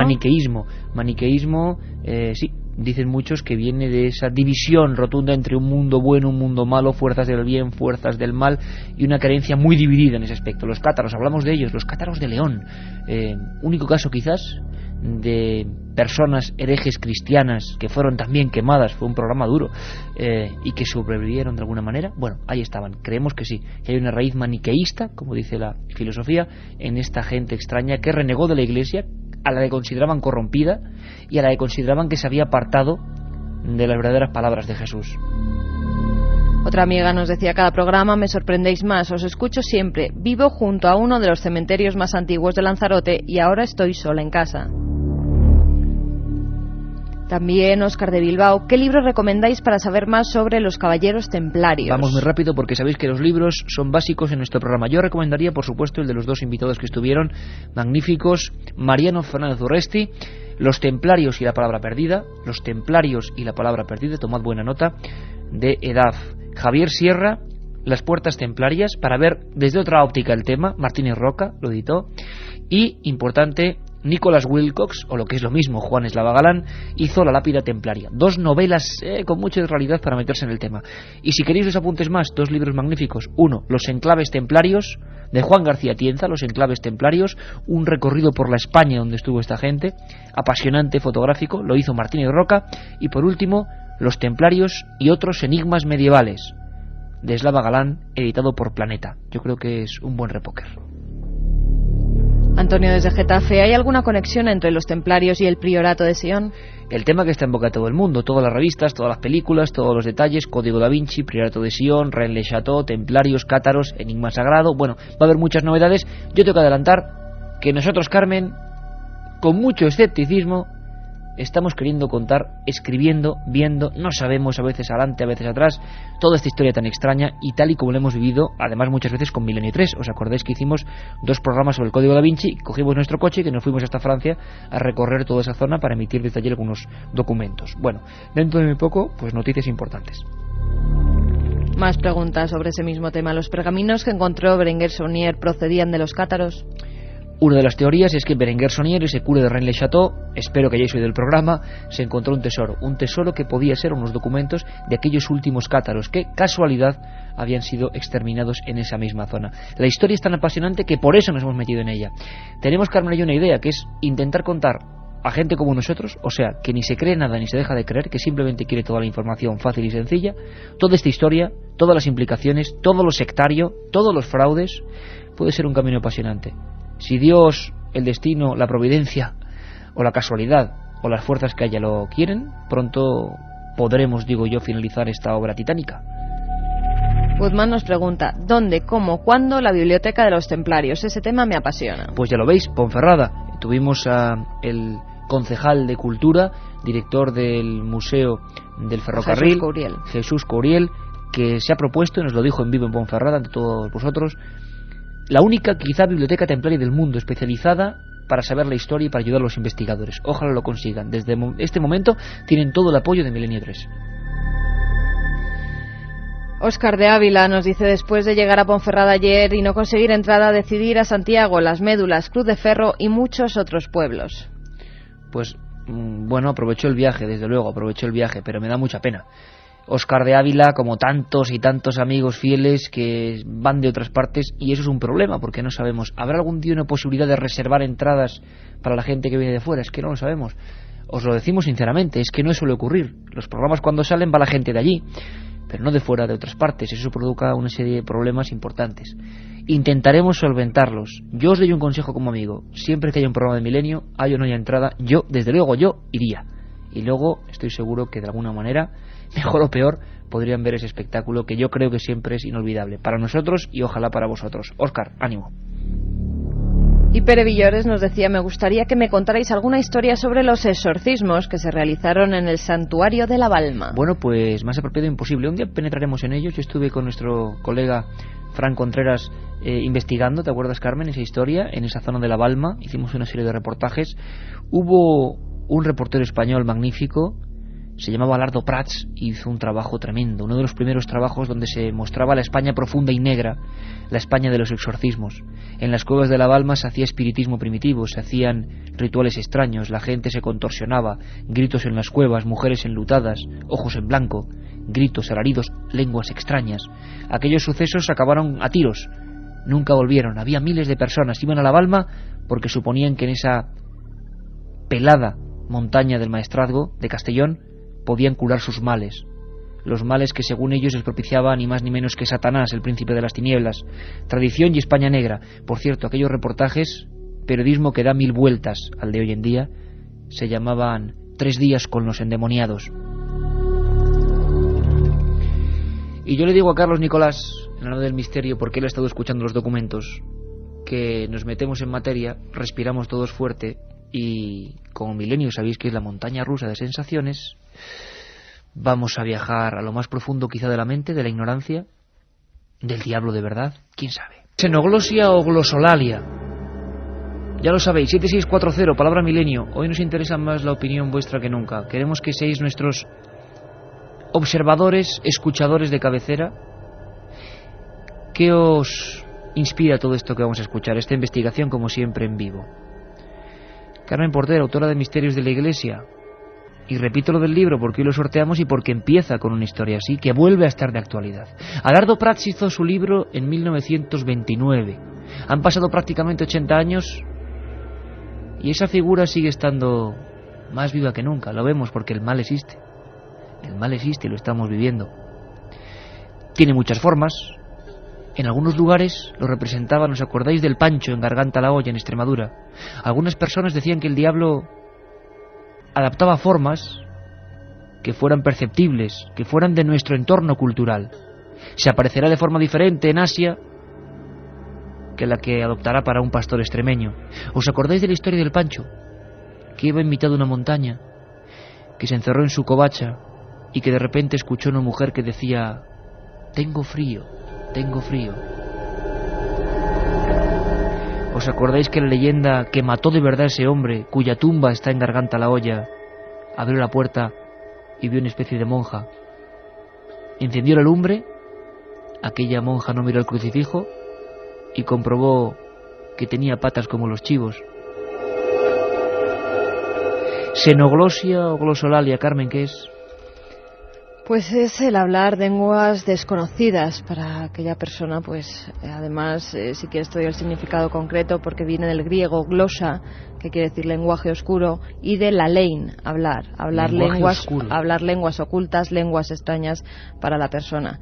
Nosotros hemos sido testigos de algunos de esos casos, tanto después de que una persona haya sido hipnotizada y haya regresado, en teoría, a vidas anteriores. Esa persona estaba en Albacete, tan solo conocía su idioma, el castellano, y de repente, nadie sabe cómo ni por qué, comenzó a hablar una extraña lengua que uno de los profesores que se encontraba allí identificó como inglés, pero del siglo XII o XIII. Aquella mujer, en ese misterio que significa la hipnosis, empezó a describir una campiña, una casa, una especie de crimen, unos caballos. El especialista hablaba de un sajón antiguo, un idioma que no podía explicar de ninguna manera la cultura, la enseñanza que podía tener esa persona concreta en Albacete. Lo cierto y verdad es que aquellas frases salieron, me sorprendieron mucho. Cómo una persona puede hablar en lenguas extrañas. La parapsicología habla de este fenómeno y habla en estados alterados de conciencia. Es muy probable que este tema merezca un programa monográfico, pero hemos querido adelantarnos quizás porque ha surgido la noticia, Carmen, o nos ha llegado una información que creemos interesante y que además podemos contrastar de alguna forma. Si no hubiéramos vivido lo que vivimos en su día, podríamos dudar, ¿no? Sí, la verdad es que sí. Un compañero de prensa nos ha facilitado una grabación que hemos podido comparar con una nuestra que hicimos en una sesión de exorcismo. Una sesión de exorcismo llevada a cabo por un sacerdote de la Iglesia Católica a pocos kilómetros de Madrid. Sí, es importante, Iker, porque no se trataba de ningún loco, ni ningún brujo, ni nada por el estilo. Era un sacerdote de la Iglesia Católica que en una capilla que está debajo de su iglesia, con todo apagado, tan solo iluminado a la escena por unas velas, estuvo durante 3 horas y media realizando un exorcismo a una chica de 19 años. Tú estabas allí, yo estaba allí. Había otro compañero psiquiatra, el doctor Gaona, buen amigo de este programa. Estuvimos 2 veces. Grabamos en julio, ahora hace casi un año, emitimos algunos trozos. Pero las sesiones han continuado y parece que los procesos han derivado hacia escenas más fuertes todavía. Carmen, ¿cuáles serían los procesos por los que la Iglesia española, sacerdotes católicos, no hablamos de curanderos, de gente extraña, hablamos de todo un proceso? ¿Cuáles son los síntomas que hacen que se tenga que intervenir, los más básicos, digamos? Hay varios signos que nos identifican la supuesta posesión demoníaca, entre ellos la que hemos comentado, la glosolalia o xenoglosia, que son lenguas extrañas, también el titanismo, es decir, una fuerza descomunal para la persona, ni para su tamaño ni para su complexión física, una fuerza pues que no sería la apropiada de esa persona. También hay algunos símbolos como el no poder entrar en una iglesia, todo le da asco, todo lo sagrado, todas las medallas, todos los cristos, todo aquello que tenga que ver con la iglesia y con Jesucristo. También hay algunos símbolos ya físicos, como son las dermografías, es decir, ¿dermografías? Escrituras, letras, números que salen en la piel. Nadie sabe cómo ni por qué, se reflejan de repente, como en el caso del verdadero exorcista. Al niño, a Robert Mannheim, le salieron en el abdomen varias palabras como infierno o salida. En la piel de aquel niño, delante de los sacerdotes que motivaron este caso perfectamente conocido, aparecieron unas palabras, como unas ampollas que formaban letras. Imaginaos la escena, amigos. Exit, salida, y hell, infierno.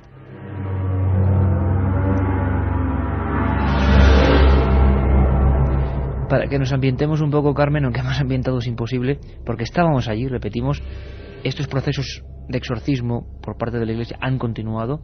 Se habría llegado a la última fase, que es la xenoglosia. Además han continuado y con hoy en día los exorcistas oficiales tienen que pasar por una criba, es decir, no todas aquellas personas que se crean poseídas van a ser exorcizadas. Un psiquiatra, un psicólogo tiene que evaluar la mente de esa persona, porque muchas veces puede tratarse de enfermedades mentales. Para descartar eso, siempre el sacerdote tiene que estar con un doctor. Y te voy a contar una cosa ahora mismo, que no es broma. Estoy mirando aquí al estudio 1, todo en penumbra, a don Carlos Nicolás, que menos mal que tiene luz. Me ha pasado una cosa muy curiosa. ¿Tú te acuerdas, y no es broma, amigos, es que no estoy yo, no bromeo, ¿tú te acuerdas de lo que le ocurrió a Paloma Gómez Borrero? Ella estaba preparando una entrevista con Corrado Balducci, uno de los exorcistas del Vaticano y de Roma, y estaba muy obsesionada. Entonces se metió a investigar el tema del diablo, empezó a ver viejos libros que impresionan, libros que abres y aparecen con figuras extrañas, con viejos grabados, y un cuervo negro entró dentro de su despacho. Un cuervo negro que empezó a pegarse contra las paredes y a dejarlas llenas de sangre. Un cuervo negro que rompió algunas de las páginas con sus garras y que se alejó. Es muy curioso porque yo, minutos antes, cuando los compañeros del informativo estaban dando las noticias, yo me he marchado solo al servicio, hay que decirlo así, a lavarme rápidamente las manos para entrar de nuevo en antena, tal y como ha sido. Y Carlos Nicolás, que viene hacia los pasillos. Bueno, he recorrido todo el pasillo, erais testigos, compañeros, Antonio Bravo, que también está por ahí. Y nada, me he metido en el baño. Es una casualidad, pero ya sabíamos, estábamos preparando este tema. Este tema siempre da casualidades. Yo no sé por qué, pero siempre da casualidades. Me he metido en el baño y por la ventana se ha metido una especie de insecto absolutamente extraño, un insecto normal y corriente, revoloteando de una forma atronadora justo cuando he entrado. Y es la única vez que he entrado en el servicio de la serie, estaba todo a oscuras. Entonces la sensación que he tenido ahí dentro, con ese revoloteo total, Me he acordado inmediatamente, Carmen, de la historia de Paloma Gómez Borrero y he dicho, igual es mejor no tratar este tema hoy. Pero ahí va. Nosotros vimos a esa chica encorvándose, sacando la barriga hacia afuera, doblando como una U su columna, con la boca completamente abierta y los ojos en blanco. Vais a escuchar a un sacerdote de la Iglesia Católica hablando con ella y vais a escuchar lo que puede ser xenoglosia o glosolalia. Es duro, ¿eh? Yo afirmo que es duro, pero tenemos el compromiso siempre de informar a los oyentes.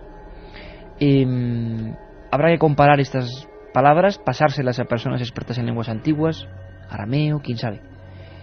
Y seguiremos la investigación. Lo que queremos es que, como siempre, seáis los fieles de Milenio los primeros en escucharlo. ¿Vamos con ello, Carmen? Vamos con ello, Carlos. Atentos. En el nombre santísimo de Jesús, venga. Reza la salve.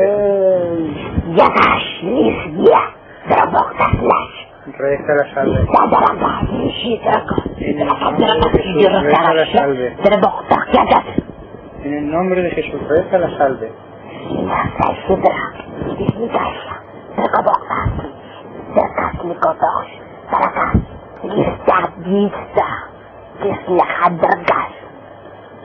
Reza el salve en nombre de Jesús.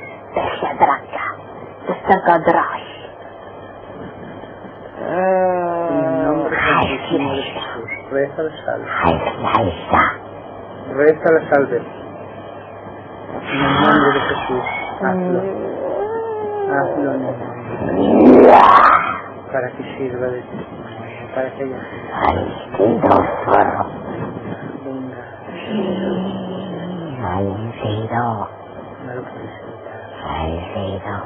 no lo puedes evitar. Venga.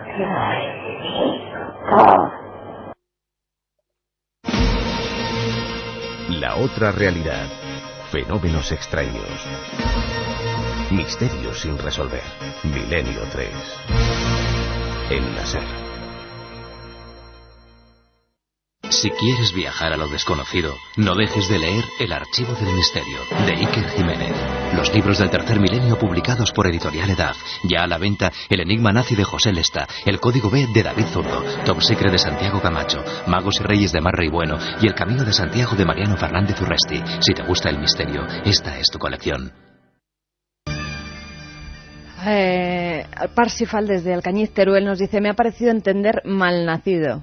Hay algunas palabras que sí que se entienden en español, como... Escalofrío que me ha dado. Sí, malnacido, incluso yo creo que dice en un momento dado zorro o algo así. Zorro, malnacido. Palabras siempre malsonantes contra el cura, ¿no? Que Otro será... amigo nos dice: soy Eduardo de Alicante, yo tengo una prima que sufrió un exorcismo, estaba poseída por una bruja de la Edad Media. Uf. Claro, es que entramos en lo ancestral y yo quiero que se me entienda, y sé que soy absolutamente pesado, pero quiero que se sepa que ni la cadena SER, ni Milenio, ni nuestros periodistas opinan de estos temas, los exponen, con documentos absolutamente exclusivos para que vosotros opinéis. Milenio no se queda fuera, entra en el misterio, lo investiga, como hacía Lardo Prats con los endemoniados, y lo expone, como hacían aquellas revistas antiguas, y luego cada uno piensa. Nosotros, yo no sé con qué quedarme. Probablemente pienso en que el cerebro es un mapa muy extraño, un mapa con áreas oscuras, áreas ignoradas, que ese mal o ese bien lo llevamos dentro, que podemos potenciarlo, minimizarlo. Me costaría creer mucho que ese demonio, si es que es algo y existe, y va con esas capas negras, con esas patas de cabra, como dicen en un pueblecito de Cuenca, persigue a los viandantes hasta que estos cierran la puerta y le oyen rascar. Bueno, esas leyendas en el fondo hablan del mal. Cuando escuchamos algo sentimos que ese mal está ahí.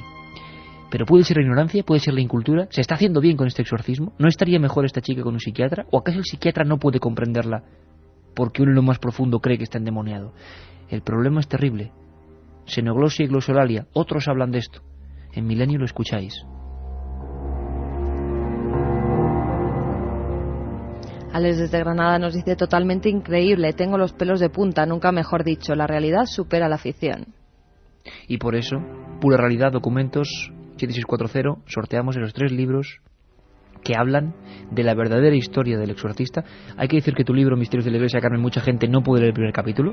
me lo han dicho, sí, me lo han dicho, Ujú. porque está en la historia de Robin Mannheim. Yo no sé por qué me viene una imagen. Y además también, Iker, comento algunos otros exorcismos que se llevaron a cabo en España, algunos totalmente increíbles, como el de Zaragoza, donde una niña literalmente salió volando por encima de unos bancos en la iglesia. Antes de la Guerra Civil en Zaragoza, el exorcista era el padre Francisco de Paula Solá.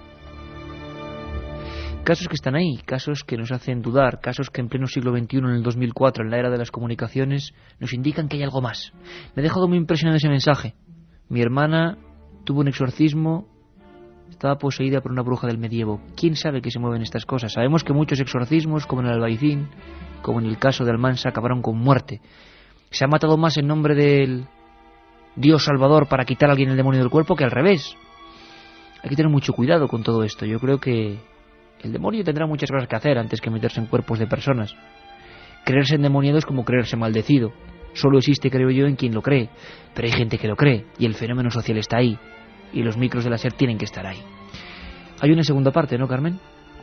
Hay una segunda parte donde se escuchan también unos gritos terribles, porque son casi animalescos, que es otra de las características que tienen los endemoniados. Ajá, y me gustaría que profundizaras en eso. O sea, que se transforma la voz. Efectivamente. Cuando es una mujer puede ser el hombre. Uh-huh. Es más, y en animal. Lo que hemos oído, hay algunos que son gruñidos, literalmente. A mí lo que más me asusta, sí.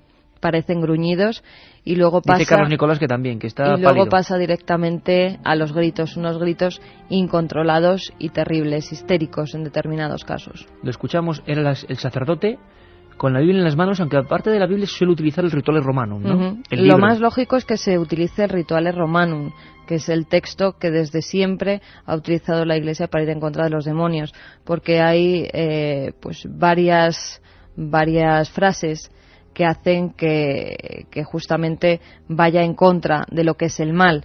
Hace que salga el demonio, sal demonio, que es como en la película del exorcista, aquello que recitan los sacerdotes, ese es el Rituale Romano. Incluso... y es el que deben utilizar todos los sacerdotes que estén facultados por el obispo, porque tienen que tener el permiso del obispo de cada comunidad, de cada diócesis, y con ese texto es con el que la Iglesia, incluso el Papa, ha realizado exorcismos. 2 parece, ¿no? Juan Pablo II. 3.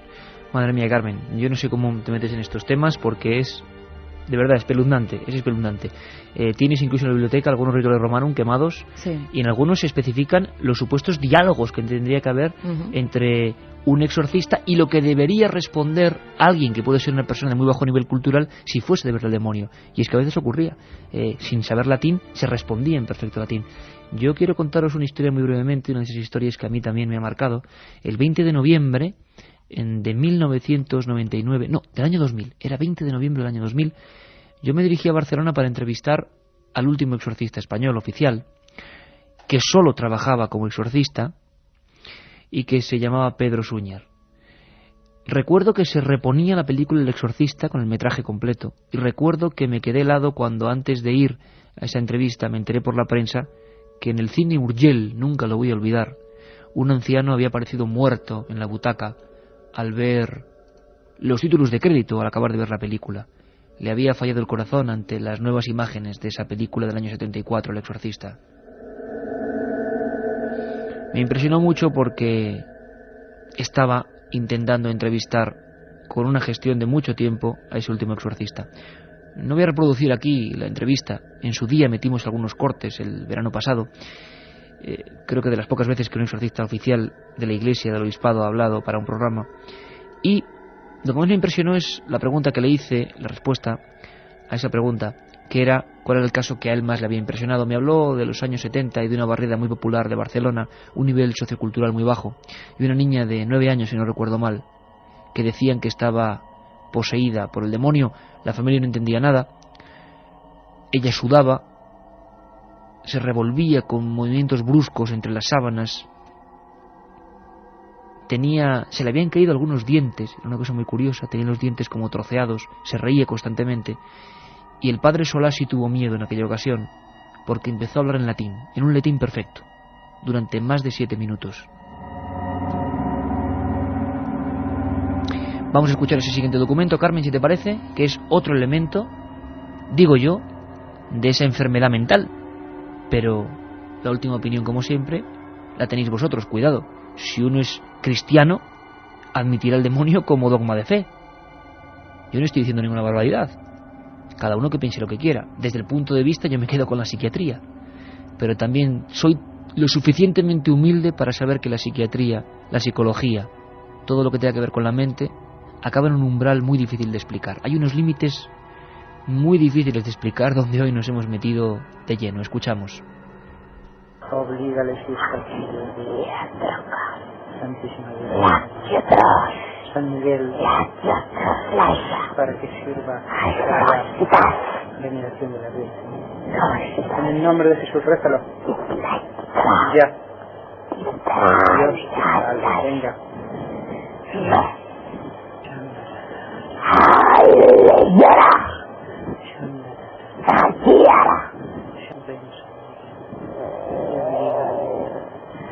Por la veneración de la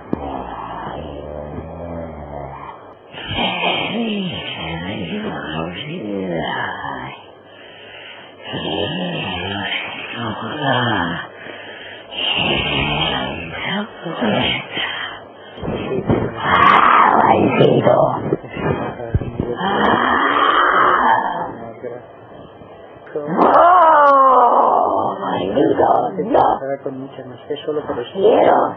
Lo van a escuchar. No. Tú lo sabes. No quiero.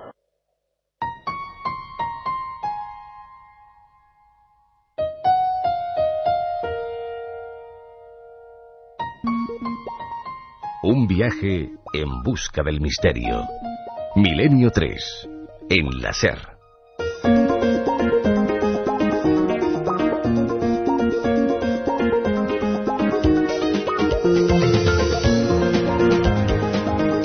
Pues ya veréis que la semana que viene, creo que la semana que viene, viene la dramatización, no os olvidéis nunca, de un caso, El hombre del saco.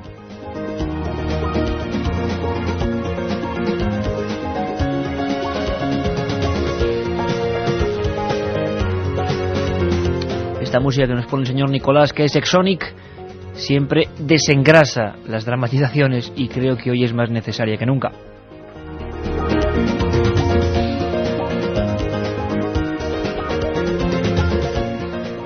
Bueno, pues muchísimos mensajes en ese 7640 y la verdad es que según las circunstancias en las que nos encontremos, porque aquí, bueno, estamos a oscuras, pero sabemos que tenemos a Carlos Nicolás, a más gente en la radio y por lo menos eso te tranquiliza. Claro, hay gente que está sola escuchando esto. Pero hay gente que nos dice, no os podéis imaginar lo que acongoja, voy a decirlo más políticamente correcto, conducir por la autopista solo, a oscuras, escuchar esto y de reojo mirar el dial de la radio y ver el 666.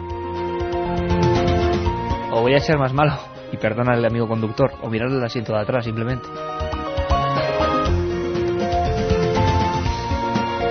Antonio de Sevilla, estoy de vigilante en un olivar y veo sombras por todos los lados.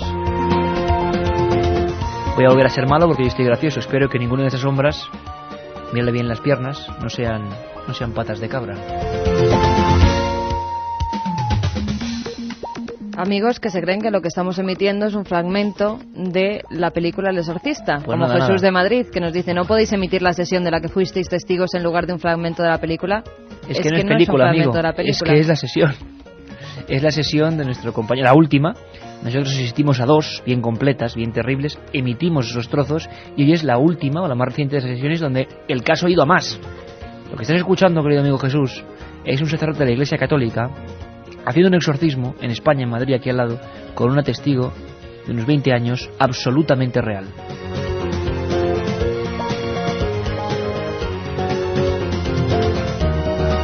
Soy taxista de Alicante y estaba comiendo. Casi no puedo terminar. José Luis de Madrid, lo siento, estoy solo de vigilancia y esto me supera. Se me va a salir el corazón y, por cierto, yo estoy a 33 kilómetros de Madrid, en Hoyo. No será por aquí, ¿verdad? Quédate tranquilo. Mucha gente que nos pregunta que da la sensación que la chica de la grabación habla al revés. Nos lo decía Gema de Logroño o Ismael. Pero es que a mí también me dio esa sensación y lo hemos probado, tanto Carlos Nicolás como yo, en los estudios hemos probado a oír la cinta al revés. Y no es que hable al revés, es otro idioma desconocido.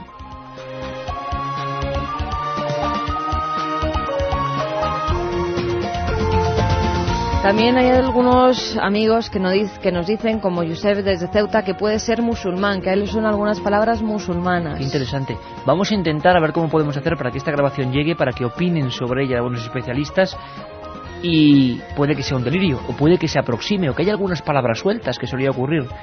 Me estoy acordando ahora del caso de la niña Antonia Batista, que habló en latín con 3 meses en Villafranca de los Barros, así empezó ya un libro mío, y que acabó siendo condenada junto a su madre. Un caso que fue motivo de un juicio, un caso cuyos documentos notariales aparecieron hace unos años cuando se cayó una pared del archivo de Villafranca. Qué aventuras, qué historias. Parezco el abuelo Cebolleta, ya lo sé, pero cada cosa se relaciona. Hay un porqué, está ahí, y con datos, y con documentos, y con sentencias incluso. Mariló desde Sevilla nos dice: trabajo sola en un edificio y eso es lo más escalofriante que he escuchado. No pienso moverme ni para ir al baño.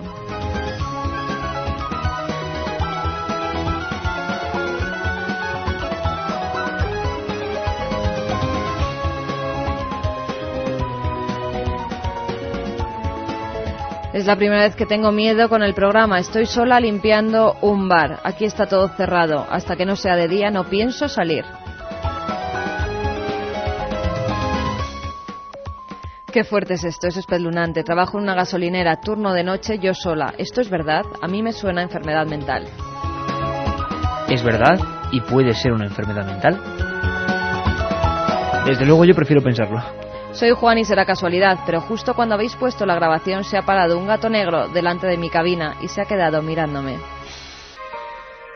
Así son las cosas, y así, como decía aquel periodista, se las hemos contado o intentado contar aproximándonos a este fenómeno. Habría mucho más y vamos a guardarnos algunos mensajes. Sobre todo me interesa más que el miedo, que está ahí, que lo sabemos, que impresiona, que es la genética, es increíble. Como algunas dramatizaciones que sabes que tocan un tema que va a llegar muy hondo.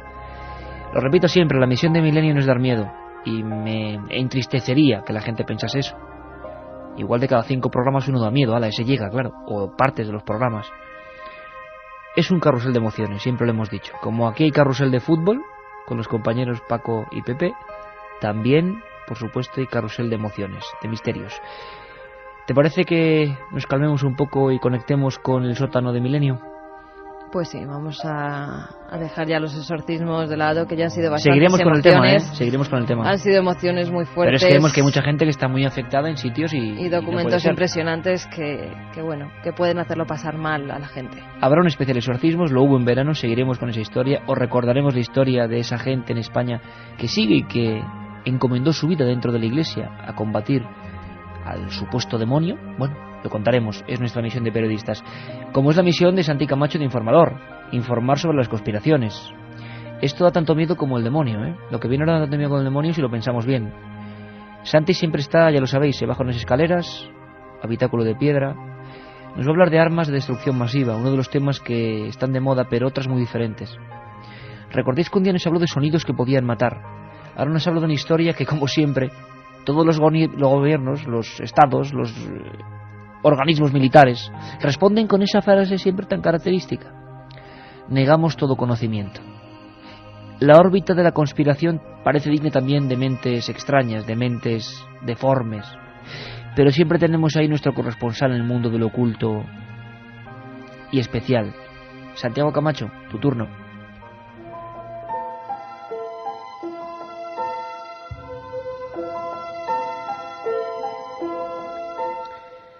La definición tradicional que circunscribía las armas de destrucción masiva a las químicas, biológicas y nucleares es algo superado.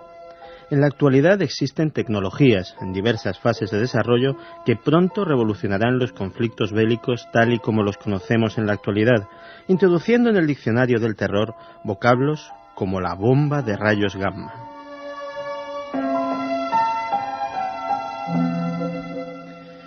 En la actualidad, los científicos militares estadounidenses se encuentran en las últimas fases del desarrollo de una espectacular arma que mata a través de la liberación de una gigantesca descarga de rayos gamma de alta energía. Esta nueva bomba, que tiene la ventaja de que, como la bomba de neutrones, produce una cantidad de contaminación muy baja en la zona donde se ha empleado, facilitando su potencial ocupación o colonización posterior, desdibuja lo que sería el límite entre las armas nucleares y las convencionales, y según diversos expertos en armamento consultados, podría suponer el inicio de una nueva carrera armamentística entre los Estados Unidos y otras naciones que no desean quedarse atrás.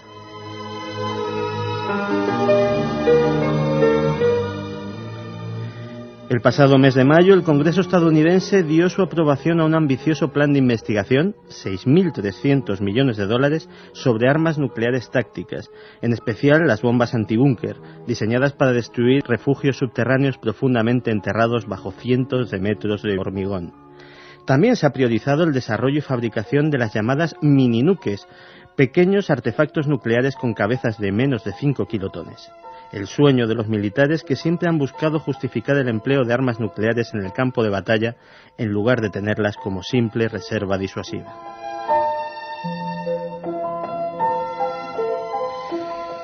Por desgracia, y dentro de sus posibilidades, China, Rusia y otras potencias con capacidad nuclear no parece que vayan a quedarse atrás en estos desarrollos, y ya se rumorea la existencia de proyectos similares en diversas partes del mundo.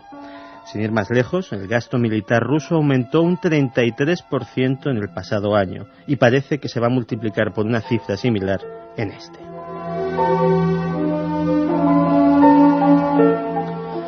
La bomba de rayos gamma es tan solo un ejemplo de la gran cantidad de nuevas tecnologías desarrolladas en los laboratorios militares y que se mantienen en secreto a pesar de que algunas de ellas tendrían aplicaciones en la vida civil que contribuirían decisivamente a salvar vidas e incrementar en gran medida el bienestar de la población. Son proyectos de los cuales los gobiernos niegan todo conocimiento, pero de los que seguiremos informando en las próximas semanas. Como siempre, aquí, en Milenio 3.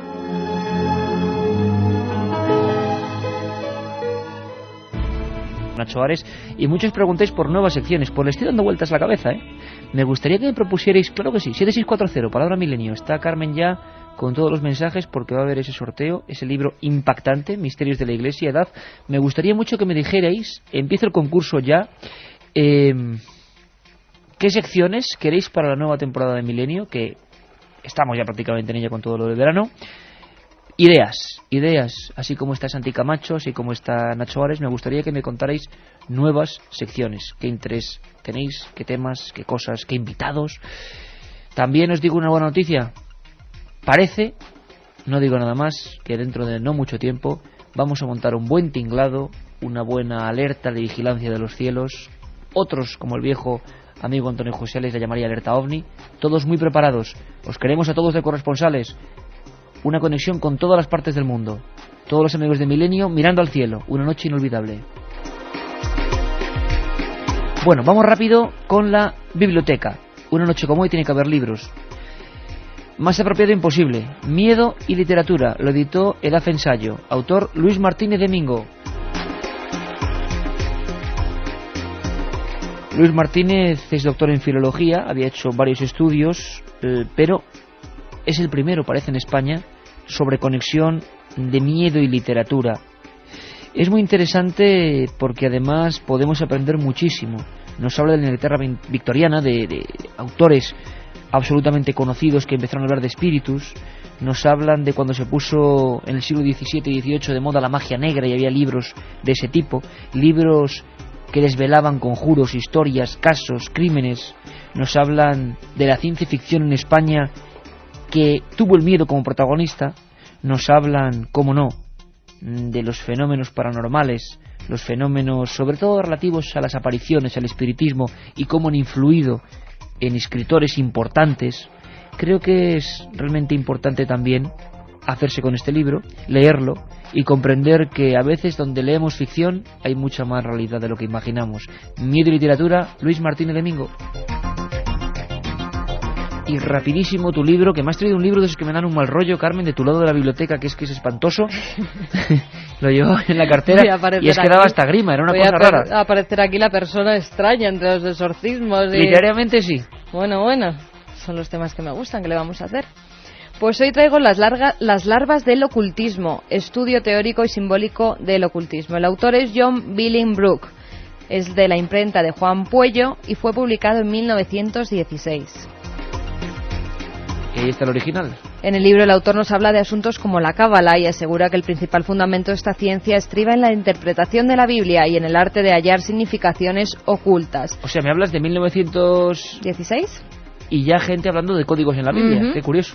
También hace referencia a los signos y emblemas cabalísticos, como el círculo mágico, que sirve para resguardarnos de los ataques malignos, o los talismanes.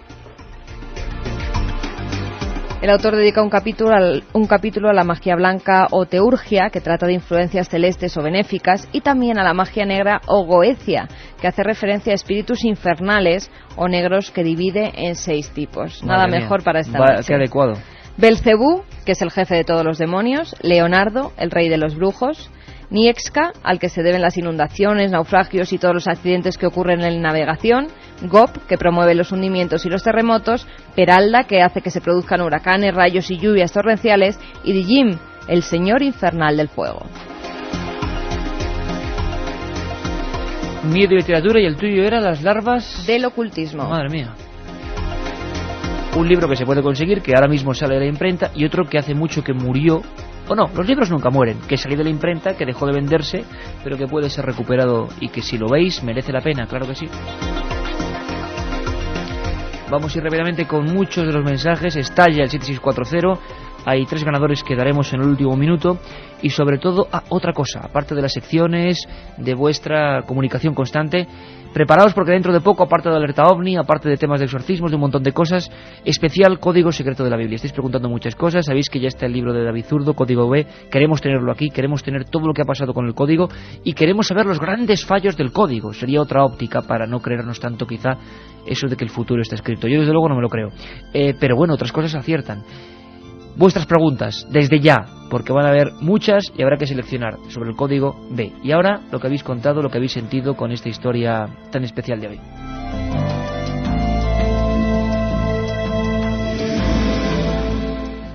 Iván desde Madrid nos dice: cuando yo vi esa película hubo un hombre que se quedó inconsciente con los ojos en blanco en plena sala de cine. Se refiere al exorcista, menos mal que no le pasó como al hombre de Uriol Montserrat, se llamaba, del cine Uriel.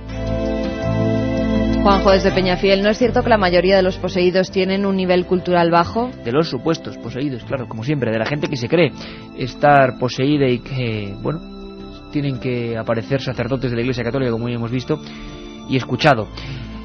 Yo creo que no.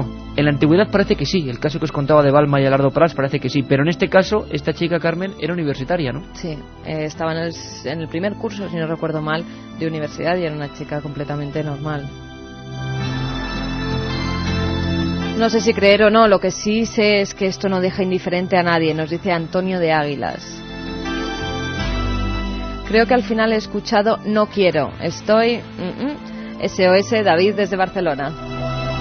Lo repite mucha gente, ¿no? No quiero. Sí, no quiero. Y es que se entiende, sí que se entiende no quiero. Es algunas palabras que le dice el sacerdote a las que ella responde no quiero en castellano. Bueno, pues yo os planteo un programa, bueno, interesante, con exorcistas, con psiquiatras, con psicólogos, con expertos en lenguas. Podíamos penetrar en ese mundo de los lenguajes desconocidos. Un estudiante de psicología nos dice que lo que estamos oyendo no cree que lo pueda explicar la ciencia. Y vamos rápidamente con los ganadores. Anunciación de Logroño nos dice: no dormiré esta noche. Habéis logrado que mi marido se despierte con uno de esos gritos. José María: habéis logrado acongojarme. Me he metido en la garita con el perro y ya pueden robar que no salgo. Y Lucas nos dice: Carmen, me leeré con entusiasmo tu libro, pero el primer capítulo ni lo abro. El primer capítulo, que era la historia de Robbie Mannheim, el niño que fue investigado oficialmente y que dio origen a esa tremenda novela que luego fue película, de William Peter Blatty, El exorcista. Nos acordamos todos de esa imagen, ¿verdad? Llegando a la casa. Bueno, Milenio 3, por cierto, Ponferrada, muchas gracias por la acogida.